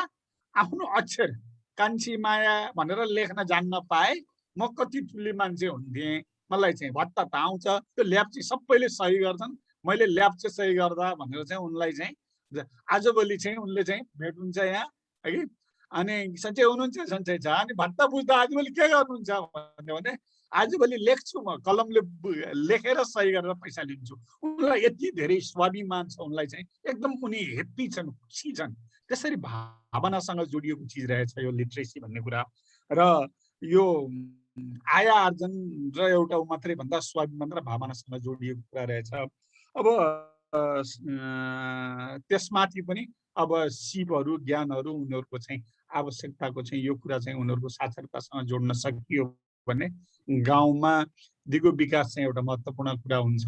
अब अर्को अघि चाहिँ एउटा त्यहाँ कुरा गर्दा गर्दै मलाई लागेको सबै ठाउँमा त्यही दशा छ। हिजो मात्रै मैले यहाँ मेरो उसमा पनि सोध्दै थिएँ एकजना चाहिँ मान्छे आउनुभयो मेरो साथी सँगसँगै अनि के छ गाउँघरमा भन्दा पहिलेका चाहिँ एकदम ठुल्ठुला मान्छेहरूका चाहिँ घरहरू चाहिँ ढुङ्गाले छाएका घरहरू ढुङ्गाले छाएका पाली भएका मान्छेहरू भनेका ठुल्ठुला एकदम तले घर 2 तले 3 तले घरहरू 6-7 वटा घर लाइन लाएर सबै ढोका बन्द छ त्यहाँ कोही बस्दैनन् वरिपरि सबै जङ्गल झाडी मात्रै छ बाँदरै बाँदर छ जताततै त्यो जङ्गल भए हुनाले खेतीपाती चाहिँ त कसैले अधिया दिने गर्ने चलन छैन घर भाडा साडा भन्ने चलन छैन पुरेर बस्दिने भएदेखि चाहिँ बहुत राम्रो हुन्थ्यो त्यो पनि छैन भनेर कथा बताउँदै थिए म पहिले हुर्केको गाउँको पनि त्यस्तै कथा छ अघि चाहिँ गोलमाटोरमा पनि सबै महिलाहरू चाहिँ छोडेर हिँडे भन्ने चाहिँ छ। एउटा यो वैदेशिक रोजगारीले पनि अब गाउँबाट सहरतिर चाहिँ धेरै ल्यायो। अर्को यो अङ्ग्रेजी शिक्षा र यो अब प्राइभेट एजुकेसनले पनि चाहिँ यो अब गाउँबाट सहरीकरणमा चाहिँ यो एउटा अर्को फ्याक्टर पनि भयो। अर्को जहाँ पनि दुनियाँमा स्वाभाविक रूपले हो आज बिहान मैले एउटा स्ट्याटस हेर्दै थिएँ क्यालिफोर्नियाका साथीहरूले हेरेको best cities 5 best cities in USA भनेर चाहिँ त्यहाँ ऱ्याङ्किङ गरेको चाहिँ एउटा चाहिँ मैले भाइबर ग्रुपमा हेरेका थिएँ र लेक्जिङटन के भन्ने चाहिँ उहाँ उसको चाहिँ बोस्टनको त्यो चाहिँ अमेरिकाको चाहिँ 5 सहर मध्ये राम्रो पर्यो भनेर किन पढ्या रहेछ भनेर त्यहाँ एउटा समाचार लिङ्क दिया रहेछ मैले त्यो पढेको त्यहाँ सबैभन्दा चाहिँ धेरै मान्छेहरू चाहिँ माइग्रेटेड भएर जानु र त्यहाँ चाहिँ महँगो हिसाबले घर किन्नुको पछाडि के रहेछ भन्दा त्यहाँको पब्लिक एजुकेसन एकदमै राम्रो रहेछ त्यसकारण चाहिँ त्यहाँ मान्छेहरू चाहिँ धेरै अहिले जान चाहेको रहेछ भन्ने चाहिँ हेरेको थिएँ। त्यसो भएर चाहिँ अघि चाहिँ सरले चाहिँ गोलमाटोरको चाहिँ सरहरूले भन्दै हुनुहुन्थ्यो कि चाहिँ शिक्षाकै कारणले गर्दा महिलाहरू सहर आएर बस्ने कसैले वैदेशिक रोजगारीबाट त्यहाँ पैसा आउँछ र चाहिँ छोराछोरीलाई पढाउने कसैले त्यही आय आर्जन गरेर छोराछोरी पढाउने मूल कुरा चाहिँ शिक्षा नै रहेछ। गाउँमा चाहिँ राम्रोसँग चाहिँ शिक्षा राम्रो भइदिने र शिक्षा र स्वास्थ्य राम्रो भइदिने हो भने अरू कुराहरू चाहिँ मान्छेहरूले अब त्यहीँ पनि गर्थ्यो होला। अब यो गाउँ जति सबै सुन्ने भए सहरहरू बसि नसक्ने भए सहरहरू बसेको चाहिँ पनि अब सबै गाडीहरू प्रशस्त चाप छ यही हिसाबले गाडी जति पनि चाहिँ ल्याउन दिने हो भने चाहिँ कहाँ अटाउने होला कहाँ पार्किङ हुने होला हाम्रो बिना प्लानिङ चाहिँ चल्या छ हेर्दाखेरि त अब त काली लाग्दो अवस्था छ। अब यो लिट्रेसी यस्ता चाहिँ आयमूलक कामहरूको उसले अब गाउँका मान्छेहरूलाई त्यहाँभन्दा बढ्ता चाहिँ अस्वस्थकर जीवनशैली त्योभन्दा जटिल जीवनको लागि सहरमा आएर बस्नुपर्ने चाहिँ कुरा मूलतः शिक्षा नै हो। शिक्षा र स्वास्थ्य राम्रो बनाउन सकिएन भने अब यो सबै हाम्रा चाहिँ सपनाहरू हाम्रा चाहनाहरू रहरे मात्रै हुनुहुन् कि भन्ने लाग्छ। त्यति हुँदा हुँदै पनि अब हाम्रा ज्ञान अनुभव हामी चाहिँ त अब हाम्रो पुस्ता पनि ज्ञान अनुभव बाँड्ने नै पुस्ता भए हुनाले हामी ज्ञान अनुभव बाँड्दै गरौँ, लेख्दै गरौँ। समाजमा चाहिँ अब बत्ती चाहिँ बाल्दै गरौँ, सानो सानो बत्तीले पनि कोठामा एउटा बत्ती बल्दा नि यहाँ यस्तो उज्यालो भइरहेछ म कहाँ, हजुरहरूका पनि त्यस्तै हो। बत्ती त किन धेरै बल्न पर्छ र एउटा दुईटा गतिलो बत्ती बल्यो भने पनि बन्छ। सिङ्गापुर एकजनाले बनाएको हो, वरिपरि होला त नेतृत्व एउटै मान्छेले गर्दा भएको हो। त्यहाँ पनि चाहिँ के अरे मलेसियामा पनि माथिहरूले चाहिँ गर्यो भन्छन्। त्यस्तै त्यस्तै हामी कहाँ पनि कोही त्यस्तो जन्मिदियो भने निस्किदियो भने, नेतृत्व बनिदियो भने आशा गरौँ एक दिन चाहिँ समयले चाहिँ त्यो परिस्थिति चाहिँ आउला भन्ने आशा गरौँ। र हिम्मत सरले चाहिँ सधैँ राम्रो उदाहरणहरू प्रस्तुत गर्नु भइरहेछ। उहाँले गरेको काम पनि प्रस्तुति पनि दुईटै राम्रो छ। त्यस कारण चाहिँ हजुरको चाहिँ यस्तो कामको लागि हार्दिक धन्यवाद ज्ञापन गर्छु। र यो दसैँपछि चाहिँ फेरि लगत्तै हामी जोडिएकोमा हाम्रो यो युथ म्यानेजरहरू बहुत स्मार्ट म्यानेजरहरू हुनुहुन्छ, सुवर्ण सर, नेपाल सरहरू, उहाँहरू सबैलाई हार्दिक धन्यवाद ज्ञापन गर्छु। दामोदर सर धेरै बहुत जोडिन पाइएको थियो, क्यानाडाबाट पनि राम्रो स्मार्ट देखिरहनु भएको छ सर, हाम्रो प्रेरणाको स्रोत, यहाँलाई पनि धन्यवाद ज्ञापन गर्छु। र विशेष गरी गोलमाटोरका के अरे त्यो गोलमाटार ग्रुपका चाहिँ प्रस्तुताहरू, एकजना महिला, एकजना सर, अर्को चाहिँ युवा हुनुहुन्थ्यो। दुई तीनजनाको प्रस्तुति चाहिँ मैले सुने। तपाईँहरूले चाहिँ गाउँमा बसेर गाउँलाई जे सेवा गरिरहनु भएको छ, तपाईँहरूलाई पनि हार्दिक धन्यवाद ज्ञापन गर्छु र बिदा हुन्छु। नमस्कार, धन्यवाद। हाम्रो समयले पनि कोल्टेक गर्यो, 8 बजिसकेको छ। त्यसैले आजको प्रस्तुतिमा जति साथी सम्मिलित हुनुभयो उहाँहरूलाई सबैलाई धन्यवाद। र विशेष गरेर गोलमाटारको साथीहरू जसले आफ्नो विगतका अनुभव र अहिलेको अवस्था प्रस्तुत गरिदिनु भयो र धेरै भएको थियो गोलमाटारको मान्छेहरूको अनुहारहरू देख्न नपाएको। आज यो जुमले गर्दाखेरि भाइ बहिनीहरूको अनुहार पनि हेर्न पाएँ। त्यसको लागि गोलमाटारको लागि सबैलाई धन्यवाद दिँदै आजको हाम्रो प्रस्तुति यहीँले अन्तर्गत भएको जानकारी गराउन चाहन्छु। धन्यवाद, नमस्कार। पनि विकासको क्रममा खालि शिक्षा मात्रै होइन, शिक्षा स्वास्थ्यको मात्रै चाहिँ कुरा भएन, हामीले चाहिँ सर्वाङ्गीण विकासको कुरा है। जहिले पनि मैले जहिले भन्छु विकास भनेको चाहिँ इन्टिग्रेटेड रूपमा हुनुपर्छ र टोटालिटीमा हुनुपर्छ। हामीले विकासका दुई चारवटा चाहिँ अङ्गहरूलाई मात्रै लिएर अगाडि बढ्दाखेरि त्यसमा सम्पूर्णता हुन सकेन। विकास भनेको जीवन चाहिँ उपयोग कसरी गरेर लिएर जाने, जीवन उपयोग गर्नको निम्ति चाहिने त्यहाँ रोजगारी पनि चाहिन्छ, जीवन उपयोग गर्नको निम्ति खाद्यान्न पनि हुनुपर्छ, जीवन उपयोग गर्नको निम्ति संस्कृति पनि चाहिन्छ, जीवन उपयोग गर्नको निम्ति साहित्य पनि चाहिन्छ, जीवन उपयोग गर्नको निम्ति विभिन्न त्यसका चाहिने अङ्ग प्रत्यङ्गहरू छन्। ती अङ्ग प्रत्यङ्गहरूलाई चाहिने टोटालिटीमा हेरेर जबसम्म हामी लिएर जाँदैनौँ कुनै पनि गाउँ, कुनै पनि नगरको विकास चाहिँ हुन सक्दैन। त्यो खालि गाउँमा मात्रै सीमित छैन। अहिले इटालीमा एउटा यस्तो गाउँ छ जहाँ एउटा घर चाकरीमा राखेको छ, किनभनेदेखि त्यो गाउँ डिजर्टेसन भएर सबैले गाउँ छोडेर हिँडे। अब त्यो पुराना घरहरूलाई, त्यहाँको बस्तीहरूलाई कमसेकम एउटा सांस्कृतिक सम्पदाको रूपमा त्यसलाई चाहिँ प्रिजर्भ गर्नको निम्ति पनि $1 भए पनि कसैले किनेर आएर त्यहाँ बस्छ भनेदेखि बसोस् र त्यो गाउँ चाहिँ गुलजार होस् भनेर चाहिँ नि मान्छेहरूलाई चाहिँ प्रोत्साहित गर्नको निम्ति मिनिमम एउटा $1 को चाहिँ मूल्य राखेर त्यो गाउँमा ती घरहरूलाई चाहिँ बचाउने प्रयत्न गरिएको छ भनेदेखि यो केस स्पेनमा पनि छ। यो केस यावत चाहिँ डेभलपिङ कन्ट्रीहरूमा मात्रै होइन, इभन डेभलप कन्ट्रीमा छ। त्यसैले यो इम्प्लोइमेन्ट सबभन्दा ठुलो कुरा चाहिँ इम्प्लोइमेन्टको अपर्च्युनिटी खोजेर मानिसहरू आफ्नो गाउँ मात्रै होइन, नगर मात्रै होइन, राष्ट्र मात्रै होइन, अन्तर्राष्ट्रिय जगतमै चाहिँ कुदिराखेको छ। अमेरिकामा पनि अहिले हाम्रो रमाकान्त सरले भनिहाल्नुभयो स्कुल कहाँ राम्रो छ भनेर भयभरको अमेरिकाका मान्छेहरू मात्रै होइन, विश्वकै मान्छे चाहिँ बोस्टन त्यो MIT चाहिँ युनिभर्सिटी भएका वरिपरि आएर चाहिँ बसोबास गरेका छन्। म अहिले क्यानाडामा छु। यहाँ स्कुल राम्रो चाहिँ गर्नको निम्ति एउटा एरियाको चाहिँ केटाकेटीहरूलाई अर्को एरियाको स्कुलमा पठाउन पाइँदैन नेपालको जस्तो। यहाँ चाहिँ जुन एरियामा बसेको छ त्यही एरियामा भएको स्कुलमा केटाकेटी पठाउन पर्ने भएको हुनाले राम्रो स्कुल जहाँ छ त्यहाँ चाहिँ जानको निम्ति मान्छेहरूले आफ्नो भएको घरलाई बेचेर राम्रो स्कुल भएको ठाउँमा घर किनेर गएर अनि केटाकेटीलाई त्यो राम्रो स्कुलमा पठाउँछन् भनेपछि चाहिँ नि राम्रो एजुकेसन, राम्रो स्वास्थ्य मात्रै होइन, राम्रो चाहिँ नि जागिरको अवस्था, राम्रो आम्दानीको अवस्था, राम्रो संस्कृतिको आम्दानी भइसकेपछि फेरि आम्दानीले पुग्दो रहेनछ। अनिखेरि मान्छेले कल्चर खोज्न थाल्छ। कल्चर खोजिसकेपछि अझ त्योभन्दा राम्रो ठाउँमा जाउँ भन्छ। मान्छे न्युयोर्कमा बस्दा किन जान्छ अथवा वासिङटनमा किन बस्न जान्छ भनेदेखि फेरि त्यो कल्चरल एस्पेक्ट्सलाई हेर्छ।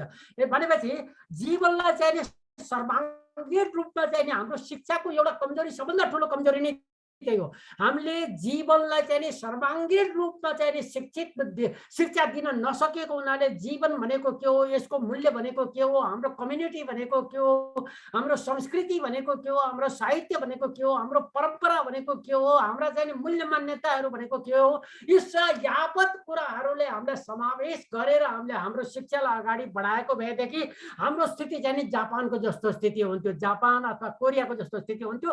जापान र कोरियाको जस्तो हाम्रो स्थिति नभएको कारण पनि यही हो। सिङ्गापुरको जस्तो पनि स्थिति हुन्थ्यो। सिङ्गापुरमा चाहिँ आधा पपुलेसन बाहिरको छ होइन, दुबईमा आधाभन्दा बढी पपुलेसन बाहिरको छ, इभन मलेसियामा बाहिरबाट मान्छेले आएर काम गरिराखेका छन् भनेदेखि हामीले हाम्रो शिक्षाबाट सर्वाङ्गीण विकासको चाहिँ नि परिधारणालाई चाहिँ नि बुझेर चाहिँ अगाडि बढेको भए यो स्थिति आउँदैन थियो।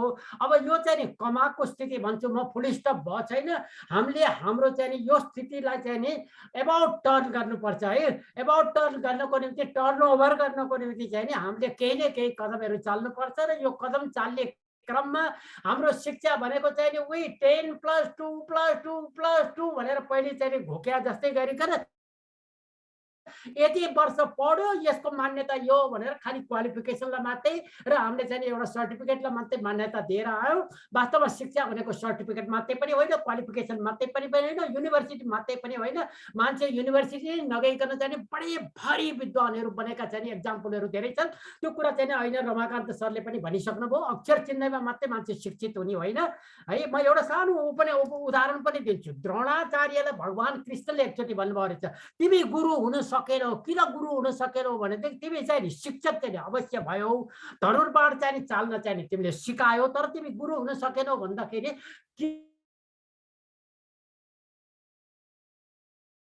भन्नुभएको छ, तिमीले चाहिँ एकलव्यले तिम्रो मूर्ति स्थापना गरेर जब धनुर्बाण चाहिँ हान्न सिक्यो र चाहिँ एकदम राम्रो भएर चाहिँ आफ्नो त्यो ऊ चाहिँ व्यक्त गर्नु तपाईँ कहाँ आएर चाहिँ जब ऊ गर्नु, त्यो बेला चाहिँ तिमीले गुरु दक्षिणा मागेर उसको चाहिँ बुढी औँलाले काटेर चाहिँ माग्यो भनेदेखि चाहिँ एउटा गुरुले आफ्नो चेलालाई, आफ्नो शिष्यलाई आफूभन्दा राम्रो चाहिँ हुन चाहेको चाहिँ देख्न चाहन्छ भनेदेखि तिमी चाहिँ त्यो भएनौ, तिमी त व्यापारी भयो। तिमीले चाहिँ बुढी औँलाले काटेर चाहिँ लियो भनेदेखि तिमी गुरु हुन सकेनछौ, तिमी एउटा शिक्षक मात्रै भएछौ भनेदेखि हामी कहाँ मानिसहरू गुरु हुन सकेका छैनन्, शिक्षक मात्रै भएका हुन्। हामीले चाहिँ साँच्चीकै क्वालिफिकेसन चाहिँ दियौँ, हामीले साँच्चीकै भन्ने हो भने शिक्षित पनि बनाउन सकेनौँ, शिष्य पनि बनाउन सकेनौँ, शिक्षा पनि राम्रो दिन सकेनौँ, दीक्षा पनि दिन सकेनौँ। जबसम्म हामी दीक्षा दिँदैनौँ त्यो अनुभव र अनुभूति हुँदैन। अनुभव र अनुभूति नभइकन हाम्रो चाहिँ सर्वाङ्गीण विकास त्यो कुरामा विश्वास गर्छु। र यो आजको चाहिँ कुराहरूले चाहिँ हामीलाई एउटा एक्जाम्पल पनि दिइराखेको छ। हामीले चाहिँ साँच्चीकै मानिसहरूलाई चाहिँ दीक्षित बनाउन सकेनौँ, शिक्षितै बनाउन सकेनौँ। त्यसले गर्दाखेरि गाउँहरू डिजर्टेड भएको हो, सहरहरू पनि बढी डिजर्टेड। गाउँ मात्रै होइन, काठमाडौँ भ्यालीमा भएका कतिवटा टाउनसिपहरू चाहिँ डिजर्टेड भयो। त्यहाँका खेतीपातीहरू किन नष्ट भयो त भनेदेखि हाम्रो शिक्षाको चाहिँ दुर्बलताले गर्दाखेरि भएका हुन्।